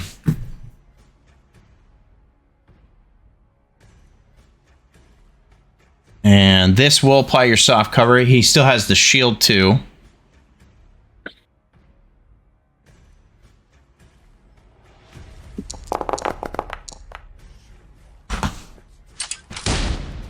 What's your evade? It's a 10. Yeah, Miss-a-reno. Oh, it says it misses. All right, that's it for it. Beautiful. More heat with that as well. Right. Got a really low heat threshold. Ah, so good. All right, so I get on the. Amazing, Tony. I'll hop on the comms here and ask the guys. Should I go for a terminal or should I keep shooting this thing? I have to spend a whole turn reloading if that's the case. Can you do any heat damage? Moment. Let's see. Does this do heat? I don't think so. That's not something I can do. I mean, everyone can make tech attacks are right? kind of the heat. Yeah, everyone can make tech attacks. You just have to be within your sensor range. If you do a tech attack, the one called invade just does two heat damage automatically. Oh. So if you do a full tech attack, you can do the same one twice. So you could do 4 heat damage in a turn. And anyone can do that? You invade. Yeah, as far as I understand, anyone can do tech attacks. He's just going to clear it next turn, though, right? But every time he hits his max, his stress goes up, which is the structure version of heat. I'm not great at tech attacks, but he is in my sensor range. He's pretty easy to hit with tech attacks. I'm just gonna say. Yeah, let's do this. I like your line of thought here. They're quicks. And then you can do both too, right? You can make your way over, do one and make your way over if it's enough to drive them over. I like it. Okay, so let's roll this tech attack first, because he's in sensor range. I don't think I get any accuracy or anything. I think this is a flat roll. You get a +1 from me. And then +1 from your crit should be included, so. Okay. Easy. That hits. So, and you can also make him impaired and slowed again. He's still slowed. Well, okay. Well, impaired is good, right? Oh, yeah. Sorry, I'm just not used to this one. Okay, cool. I like that. Now I will do it again. +1.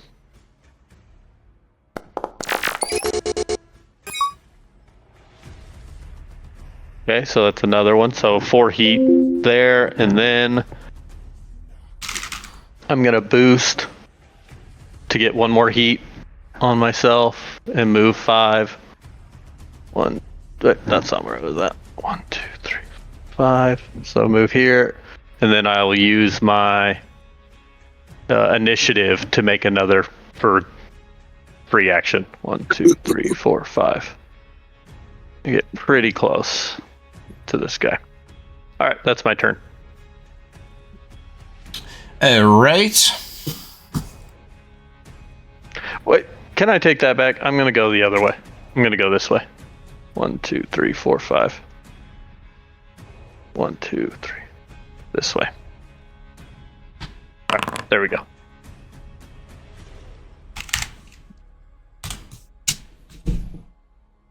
All right, its turn is next. Let me do some quick stuff here. It's gonna remove the impaired condition again. It's Can't fucking win with this guy.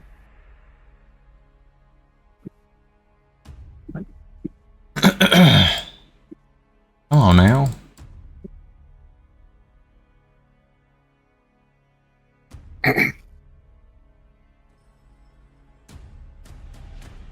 There you are.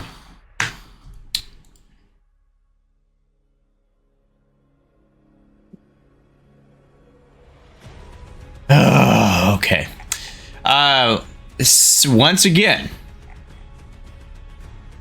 its vents fully open, and orange, white hot plasma begins to just spew out of its vents, and against the exposed condition. Danger zone. Danger zone. I'm going to keep him paired off. And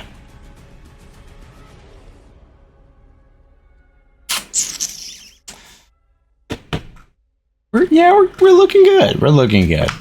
How long does the neurospike last again? I'm sorry, I keep asking you that. It's pretty Till the hardcore. end of your next turn, so it'll be the end of this turn. Okay, cool. I'm going to continue to try to shoot Boondoggle. So I'll gain 2 heat. Nice.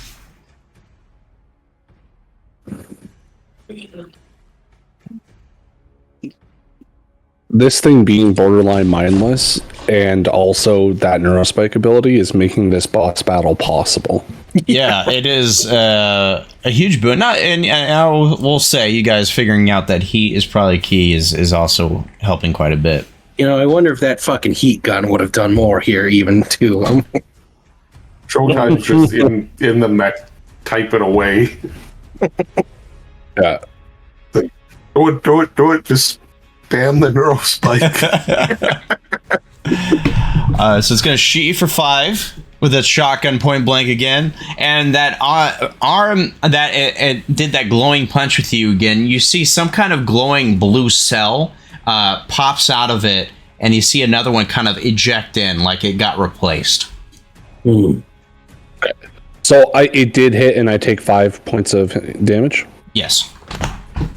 Okay. So I have to roll for structure, but because you had that private, I don't think it'll do that for me. Oh no, it came up. I'm so sorry. I keep doing that. No, it's okay. Setting it to Shot 0. didn't protect you this time. Parts of your mech are torn off by the damage. Roll 1d6 on a 1 through 3. All weapons on one mount of your choice are destroyed. Look at the effect on the cascade check text. That's neat. Right? God, can we just take a pause to notice how amazingly superior Foundry is to Roll20? I mean, none of this would be capable in Roll20. I think we can all agree. No, you can't even load really cool maps in Roll20. That might be propaganda, and I might be lying, but it's true. Yeah. What an inferior piece of shit that Roll20 is. Unless Roll20 wants to sponsor us, and then the best thing ever. Man, that'd be a painful acceptance, but a willing one. But yes, I will deactivate my EVE module. He tears out like a set of propulsion systems that I have on my back that you allow me to fly in space or underwater. Okay. Hey, I have that too. The shackles remain intact. Good. Oh my god. Good. Dog brain does not go insane yet. Dog brain's still Brain's a on the leash. good boy. Just saying. Good boy. I will not overcharge, and I will not move. I wonder why you're not overcharging. Big Could it be because I'm rolling a D6 this overcharge if I do it again? maybe. For the heat? Oh, do you roll a die for? I thought it was just You get 1 took heat one. the first time. You get a D3 the next time. You get a D6 the next time after that. And then like D6 plus 1, I think is the last one. It just gets worse and worse every time. I don't know how you'd last that long, but yeah. You're going to show us. This Ultra will do the test. All right, who's going next? I'll be right back, actually. But who's going next? Y'all, go ahead. I will boost back over here to see. Oh, did everyone have their turn? Oh, I guess so. Did did Bing Bong's character go? to go? I'll be right back then. Yeah, I'd like to know what these terminals do. I think they just open the door. Yeah. Because we got the 4 symbols. We got to hit 4 out of 6. Okay. But it could very well also boss turns off once the doors are open. Ooh, yeah. But I mean, I feel like we can kill them, boys. I Yeah. feel like the random shit we've built together somehow it's really good at killing this specific boss. I fucked up. I meant to add shields to Boondoggle again, but I fucking forgot. It's okay. Oh, I have the shield protocol too, so we could actually do it to 2 people at a turn.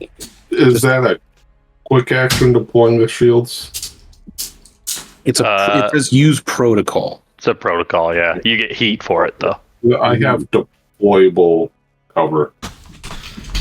Okay. Yeah, we'll say as far as ultras go, I mean, you heard the description. As far as ultras go, this is a baby ultra. Oh yeah, we're license level 1. Yeah, We're babies. This is my second mech ever. Yeah, Iway needs to go. So he is gonna do a system check. Where is you, Luz Kapal?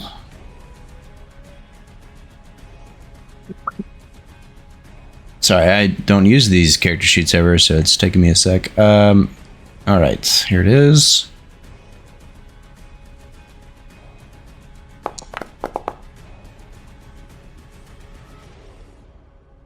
Five.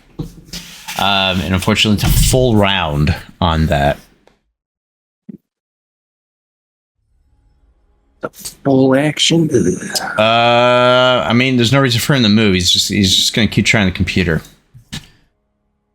until you guys really start getting in trouble. All right, top of the stack, I guess. Then I've gone 3 times too, right? Yeah, I'm sure I have.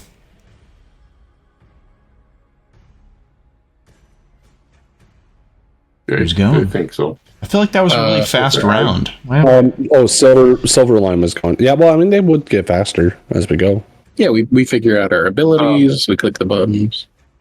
13 for the neurospike. Nice. Oh yeah. So Keep it could going. I use the shriek code twice and make him take 4 heat every time he attacks? I don't think that stacks. That'd be But you can do that'd it- be pretty nuts. Yeah. I'll check that. You could do invade though. You Like, could do invade, give him impaired, and then he'll take 4 heat. But yeah, I mean, if that stacks, that's fucking awful.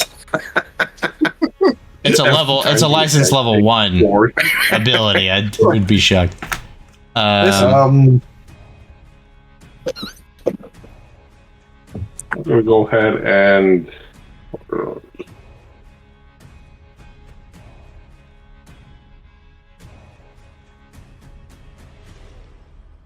deploy 2 sections of size 1 hardcover. I guess it's gotta be in a free space. Never mind. We're both right up next to him. Yeah. Not gonna do us any good. Alright, fuck it.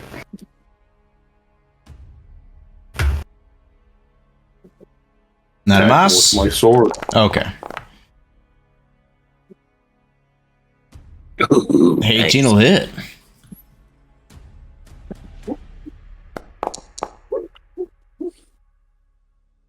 Five damage. Energy damage too. Gotta love it.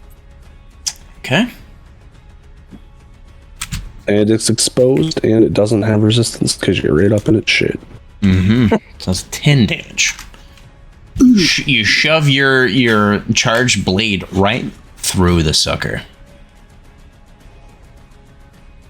Okay. Anything else? That's all my stuff. All right. My turn's going to be pretty quick. Going to stabilize.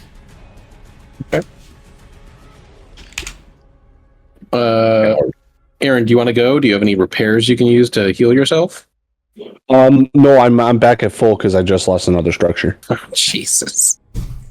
So we're gonna live forever, guys. What I'm gonna do instead is I'm gonna hit it with the chain axe or the chainsaw bat.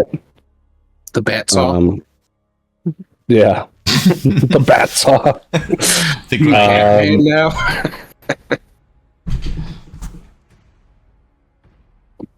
Yeah, I can't choose to overcharge before I do other stuff, right? What do you mean? Well, because to do a melee is a full, like, to use this weapon is like a full action. But I could quick action, like, overcharge quick action, grapple it, and then do this. I don't see why not. Yeah, I mean, overcharge gives you an additional quick. Okay.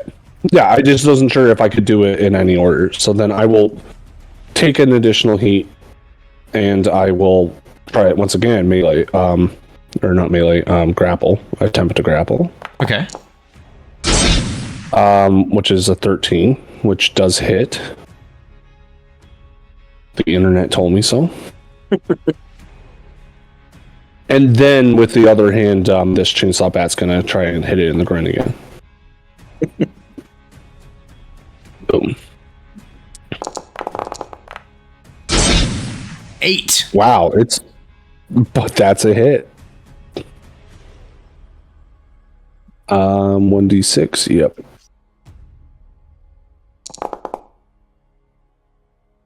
You go ahead and take that 3 damage. There we go. Okay, I'm doing it too. Okay, cool. So if I do it that way, it will roll in the tables for me. Sexy. System trauma. Yes! Thick.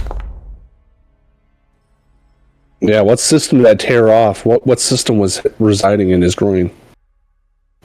Now, question: are you still exposed? No, I'm stabilized. Okay. But I will. Are you done? Actually. Yeah. Yeah. Yeah, that's my turn. Yeah. So yeah, you see I mean, I'll say it. I don't know if you have to. Maybe I'll make it a mystery another time. But I'll destroy its siege armor, which was the resistance from ranged attacks. Essentially. Which actually is kind of rad because, like, yeah, it gets like caught up in the razor wire and actually pull it off. Ooh. Now, I think when he was talking about ultras, they regenerate systems or wounds. Yeah. On their next turn. At the end, yeah. No, I think it's at the end. Let me double check. Okay. So Yeah, they lose a stats at the beginning and at the end of their turn. yeah, so if we can make him exposed again until the end of the turn, he might take some actual double damage from some of our faraway boys. What was giving him the exposed condition again? Whenever he fully vents, he's exposed. I gain stress. Ah. So you and I have been going tit for tat for you've been taking structure, but I've been taking stress. So it's been pretty. This has been a pretty balanced. I'm going to be honest, Aaron. Yeah. I didn't think your mech would survive this long in direct melee combat. Yeah, you can be getting the shit. I built a grapple tank. is I fucking built nuts. a really annoying tank. That's what I did. That. Trust me, I appreciate that. It allows us to do all of our annoying bullshit. Yeah. Also, that boy is still grappled. The big boy. You grapple too? Yeah, that's what I did. Like I used my quick to grapple. Okay. All right.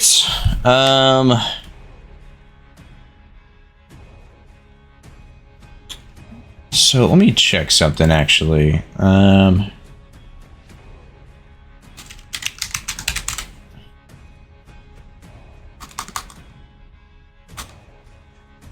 did it go? Being grappled does not prevent you from attacking me, by the way. Right.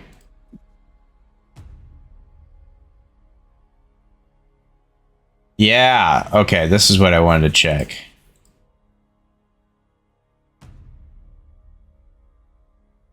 Does that count? There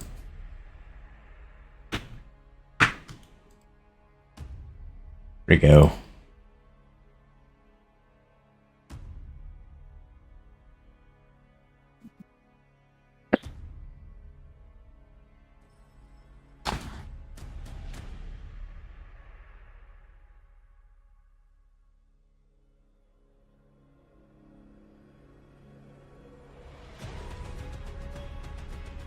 I don't know if this counts. So what I'm checking is on Neurospike.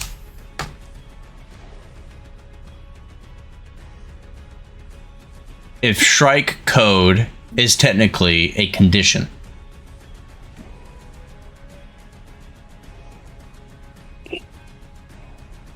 Was there in the rulebook? Is there a separate area for conditions? No, the only place it's mentioned is in Neurospike. Right, but I'm asking if there's conditions. Let me check. 78. 78. Invade. It's because it's an invasion of privacy. Invade is not a condition. It's It not. can cause conditions, but it says causes the conditions of impaired and slowed. No, okay, this is a type of invade. Right, but invade itself does not. I guess let's look at Invading is just like hacking. So when you invade, you're an electrical attack.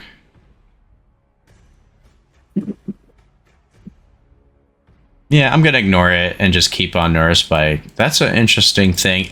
So I'm trying to think if Stabilize removes that effect in any way, but I don't think so.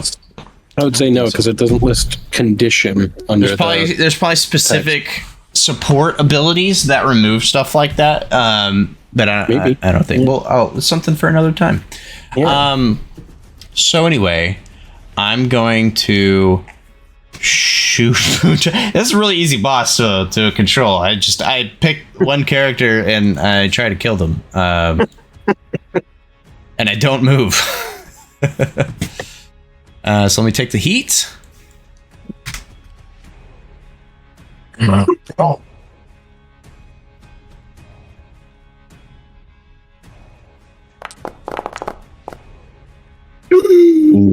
As a crit. And he does extra damage on a crit. It's a good thing you're at max HP, but Jesus. Might not be for long. Mm. Oh, only 5? Yeah, I guess so. I trust it. Damn. And where you at?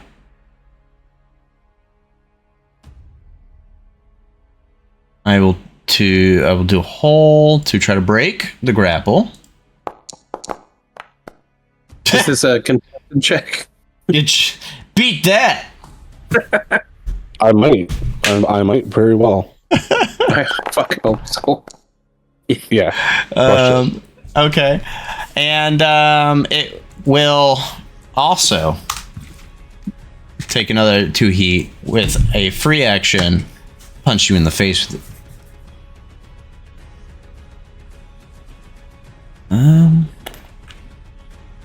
What kind of weapon is this? That is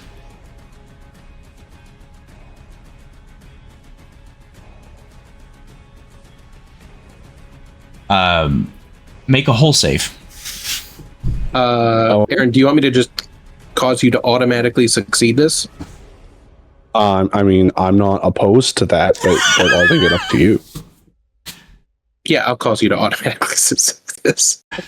There you go. So that would be my last use of Fox refusal. Uh-huh. Hasn't rolled it yet, but they automatically succeed the check or save. Okay. Shit. Yeah. So those are both once. I think it's once a scene. Yeah. Once an encounter. That's nice. Solid. You don't have to do a roll or anything? No, it's the trigger is an ALS sensor range and line of sight. That's Thox. It's part of Loki's build. Oh, bastard. And they automatically succeed the check, and the other one is they may re-roll the check, but I can only do them once an encounter. But that's a Once core encounter ability? season. It's not a. It's just. Well, let's look at the.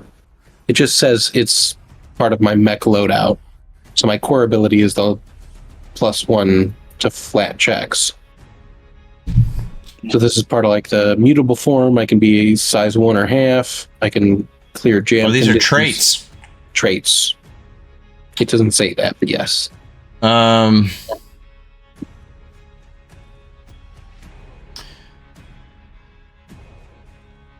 Yeah, like this is in lieu of Nice. Okay. replaceable parts or initiative for the Everest, right? Right. Yeah. I'm not an Everest mech anymore. Yeah. But that's the equivalent to that. Right. That's it then. Well, there you go. Good shit. Yeah. Okay. Absolutely tank it with my awesome robot abs. Yeah. Anyone mind if I go next? I Not do. at all. I will free action bolster Boondoggle because he's continuing to get the piss beat out of him.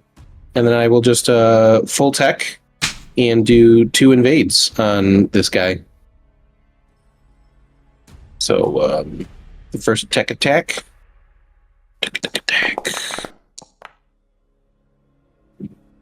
All right. He You know gains it.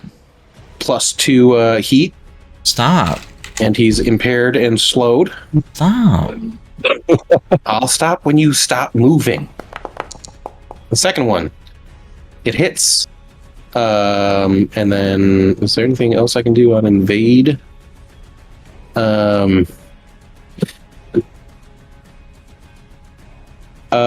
Your target cannot benefit from or take quick or full tech actions until the mech is either shut down or its core computer is rebooted with a successful systems check. Okay. Is stabilize a quick action? Or is it a... It's a full. Oh, okay. Well, whatever. I don't know if it does tech actions, so that might not help. But it still took 4 heat damage this turn. Okay. Right Big on. blow. Insomnia Night RPG just rated us with 25 people. God damn. Insomnia Night, Look at thank you you very go. much for the raid. Welcome everybody from that stream. We are playing Lancer RPG right now. If you like mechs or just a group of very cool guys, welcome. Guys and girls and theys and thems. We stream Lancer, we stream Deadlands, we stream Alien RPG, we stream a bunch of one-shot variety stuff. Just did a bunch of cool Christmas specials.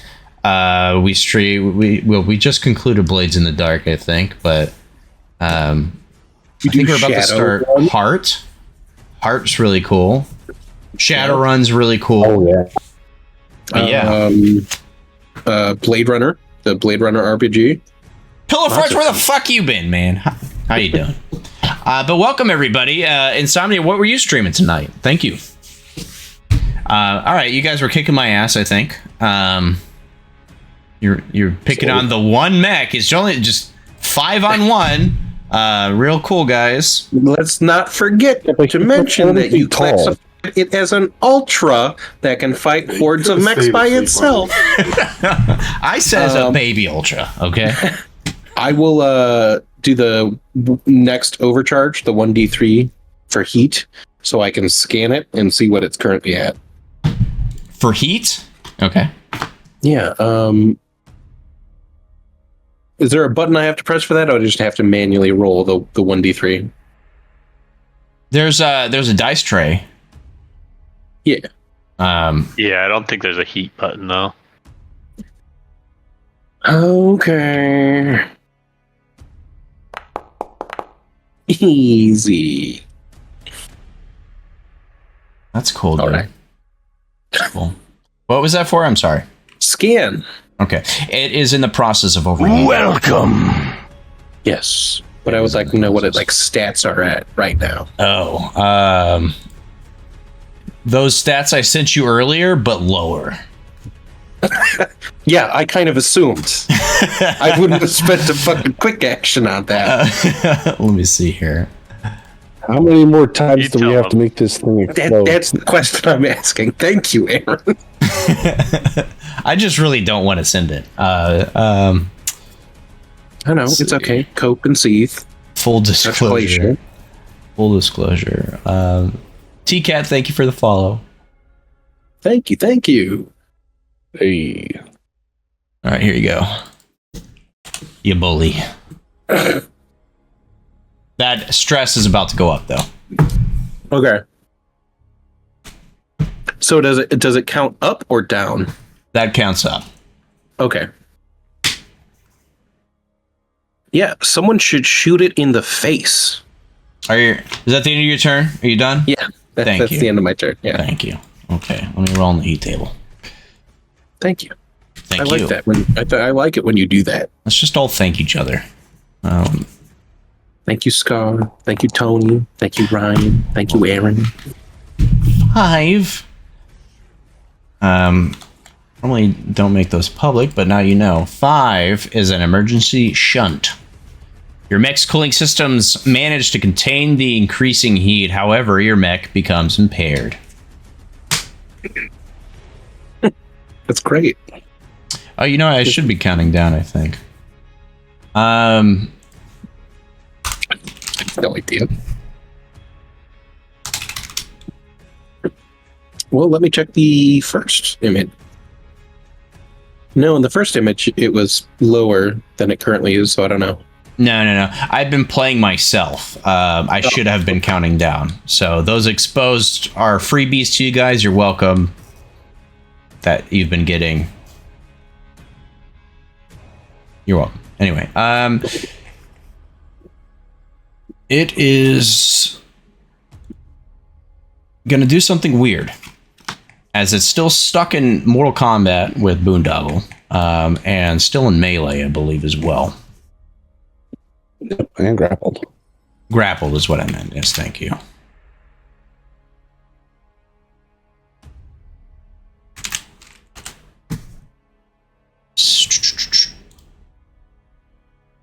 All right. I just want to say this is the first. Oh, go ahead. It is going to attempt to break the grapple, first and foremost. Like so. Obviously, I'm going to roll spades here. God damn it. Stop. I'm going to try again. All right. You guys are like, I'm sorry. sure this is like Kung Fu. Why is it? I feel like I'm not getting all the bonuses I should. What's happening? Okay. It breaks the grapple. It will grapple you in return. It's going to take some heat damage to do that, right? I think that is technically an attack. I think that's fair. Well, I meant because it used its 2 quick actions already, so it'd have to overcharge. It gets a free grapple, sir. Oh. Well, good on it. But I'm grappled. it will overcharge, which will be a lot of heat, potentially.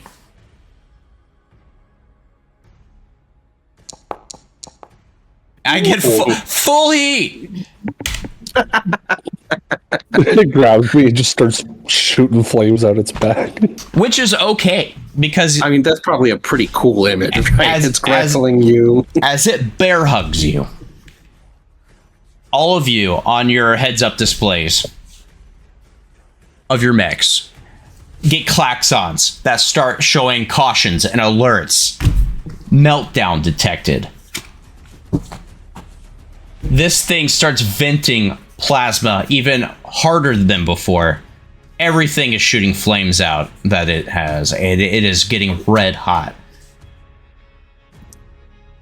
So, here's how this works. Are you self-destructing? I'm self-destructing. On my next turn, any mechs within a burst 2, and I'll explain that in a sec, must succeed in a hull save, or you're going to take 2 structure damage. If you pass the hull save, the structure damage is just reduced down to 1. Any within a burst 4 must pass a hull save or take 1 structure damage. So a burst of 2, I'm gonna hide the mech for a sec, because that wasn't its like true size. Fuck. Y'all still see the glow from the heat? No. That's weird. So we'll say there it is, core. So sorry. So this was its size essentially. Mm-hmm. So burst 2. How do you make these different color? Am I tripping? What, the lines? The draw. I got it. I'm smart. You're doing good. So it's 2 hexes past. Yes. Here, I here, thought I was smart, but I don't think I'm that smart. Here. Is it here. working? No. I'm setting it to red, and it won't accept it. It's these two boys, I think it pretty much, right? colors in the color that you pick. I'm green. I'm green. So if you hit the configure drawing, you should be able to change the color. I know. That's what I was trying to do. Guys, I swear I'm smart. Oh I no! believe you. When I change the color, it doesn't do anything. Oh, you have to change the arrow from the top to the other colors. So that's a blast 2. Blast 4 is even further out. We'll worry about that if it matters. And that's its turn. 2 structure damage will destroy my mech. All right, it is my turn, I guess. Oh my- I will make this quick. I'll use both my quick actions to bolster. Well, wait, are you guys already bolstered? Showtime and Boondoggle? Boondoggle is, but you can't stack bolsters. So you could stack. Okay. You could give it to Silverline. The name of the Okay. mech says when we hover over it, Showtime. Oh, But- that's why I'm getting confused. Yes, but his mech's name is Silverline, And as is Showtime tattooed across his mech chest. is a character in our That's why he Deadlands wrote it game. on the chest. Yeah. People kept getting confused. Okay. I will bolster Silverline with one of my quicks. And then I'll move over here because I want to watch the show as you guys explode. And then I'll hit Boondoggle with some shields and gain another heat. And that is my whole turn. I don't know if that's going to help you, but you know. Oh, Okay. Well, if I can go, yeah. Oh, and hello to all the Insomnia Night folks that rated us. Yeah. hello everyone. I am going to. Oh, I can't ram him while I'm grappled, I don't think. Because that would be rad. But I'll just I'll have to do a contested hull. So with would it my be bolster. better for you to just like eject from your hull and run away? So I'm gonna try and break the grapple, and if I do, then I'll move away and keep my mech. Otherwise, my mech's gonna explode and just be gone forever until I print. Until a new you one. reprint it with our free 3D printing. Yes, but an eject is a quick action, so I can try to break the grapple before I move. Okay. What Yeah. about Dog Brain? What about? Well, hold on. If you reprint your mech, you get Dog Brain back, right? But is it the same Dog Brain? You know? Yes, because It is. dog brain is like a thing that I carry with me. It's not actually part of the mech. It's part It's of a my character. physical dog brain he carries and Oh. puts it into his mech. Getting darker, darker. I like the lore. Okay, and I get. You Okay, get this plus one actually- from my base ability, and then your bolster. And then +2 from bolster. And I just want to double check if it's. So it controls the grapple. Does that still count for me grappling it? What do you mean? I don't think so. What does the talent say? I think you're the leading expert on grapple. It says +1 accuracy on all melee. Oh, it's melee attacks anyway, so it doesn't matter. Because this is a contested roll, so it's not an attack. That's All right. still pretty good.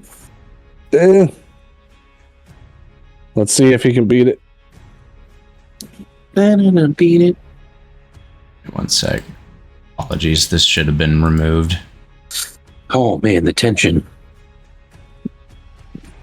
You're killing me. You're killing me, Scaarr. Make your roll to see if I lose my mech. I'm having a hard time finding it. It's weird.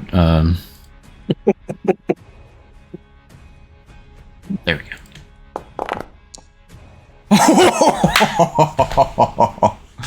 Okay. I rolled poorly. You rolled terribly. Scaarr's rolled pretty bad this session. Okay. Great for you Thankfully guys. for us. So it's holding me, it's bear hugging me, and like I just kind of like start kicking and flailing, and then foot connects with like the side of its face, and I just literally do like a backflip and tumble onto my head, and then I just roll over here. All right. I believe I get an Overwatch too. Yeah, you can go ahead and shoot me. That's better than you exploding. That's in true. my face.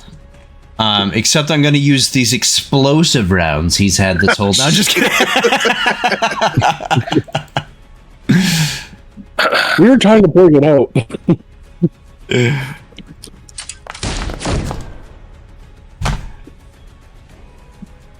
Damn.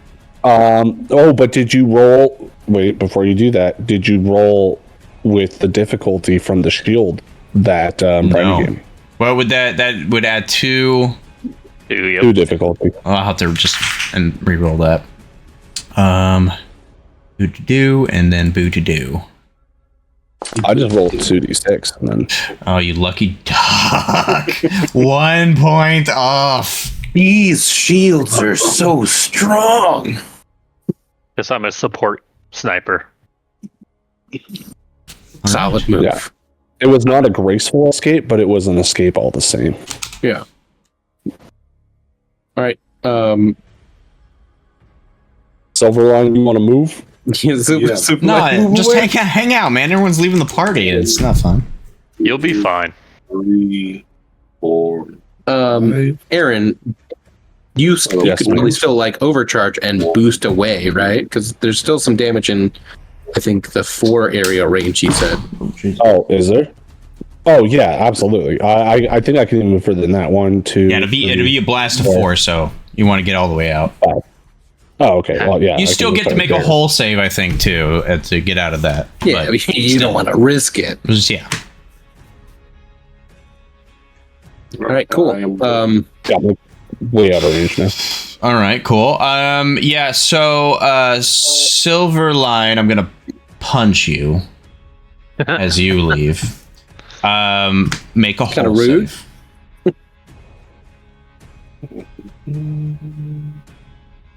Yeah, you're bolstered, right? So you. Yeah, he's also Okay. bolstered, and he gets a +1 from my once seen thing. God, I'm gonna have to actually start using tactics. Y'all are reading the rules.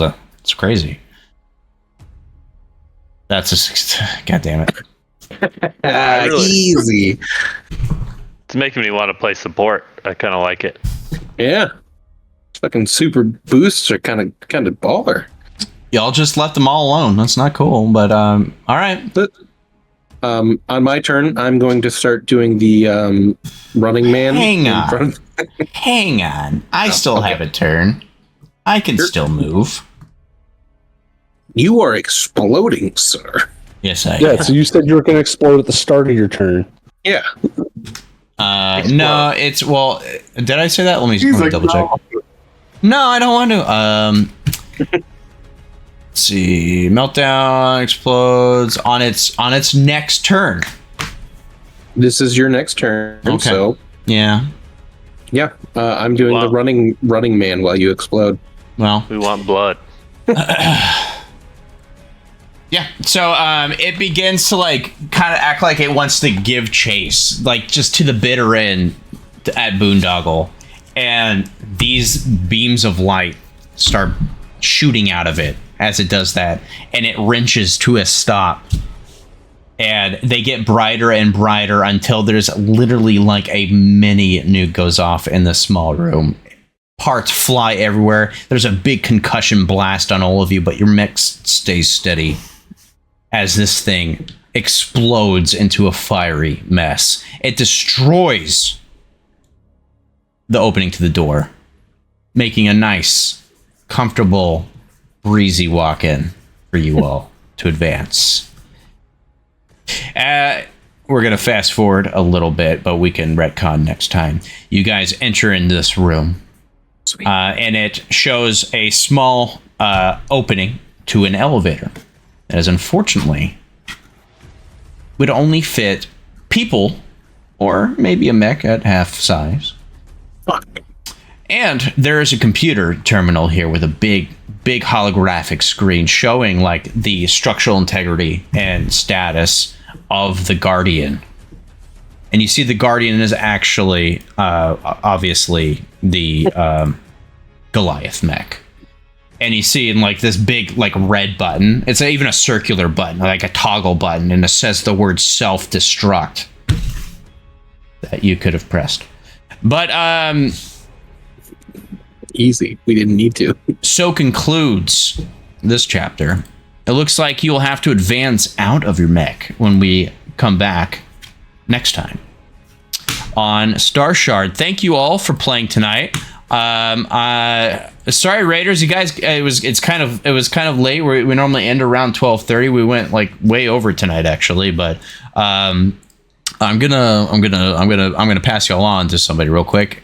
Stay with me, players. Thank you for watching us, and come see us on Saturdays and Mondays while we play either Aliens or Lancer.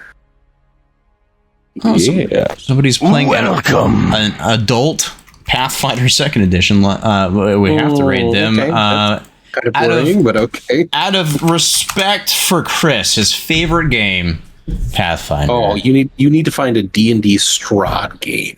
Yeah. He hates that. You're right. Next time. All right, good night, everybody. We'll figure it out. Good night, y'all. Jeez. All right.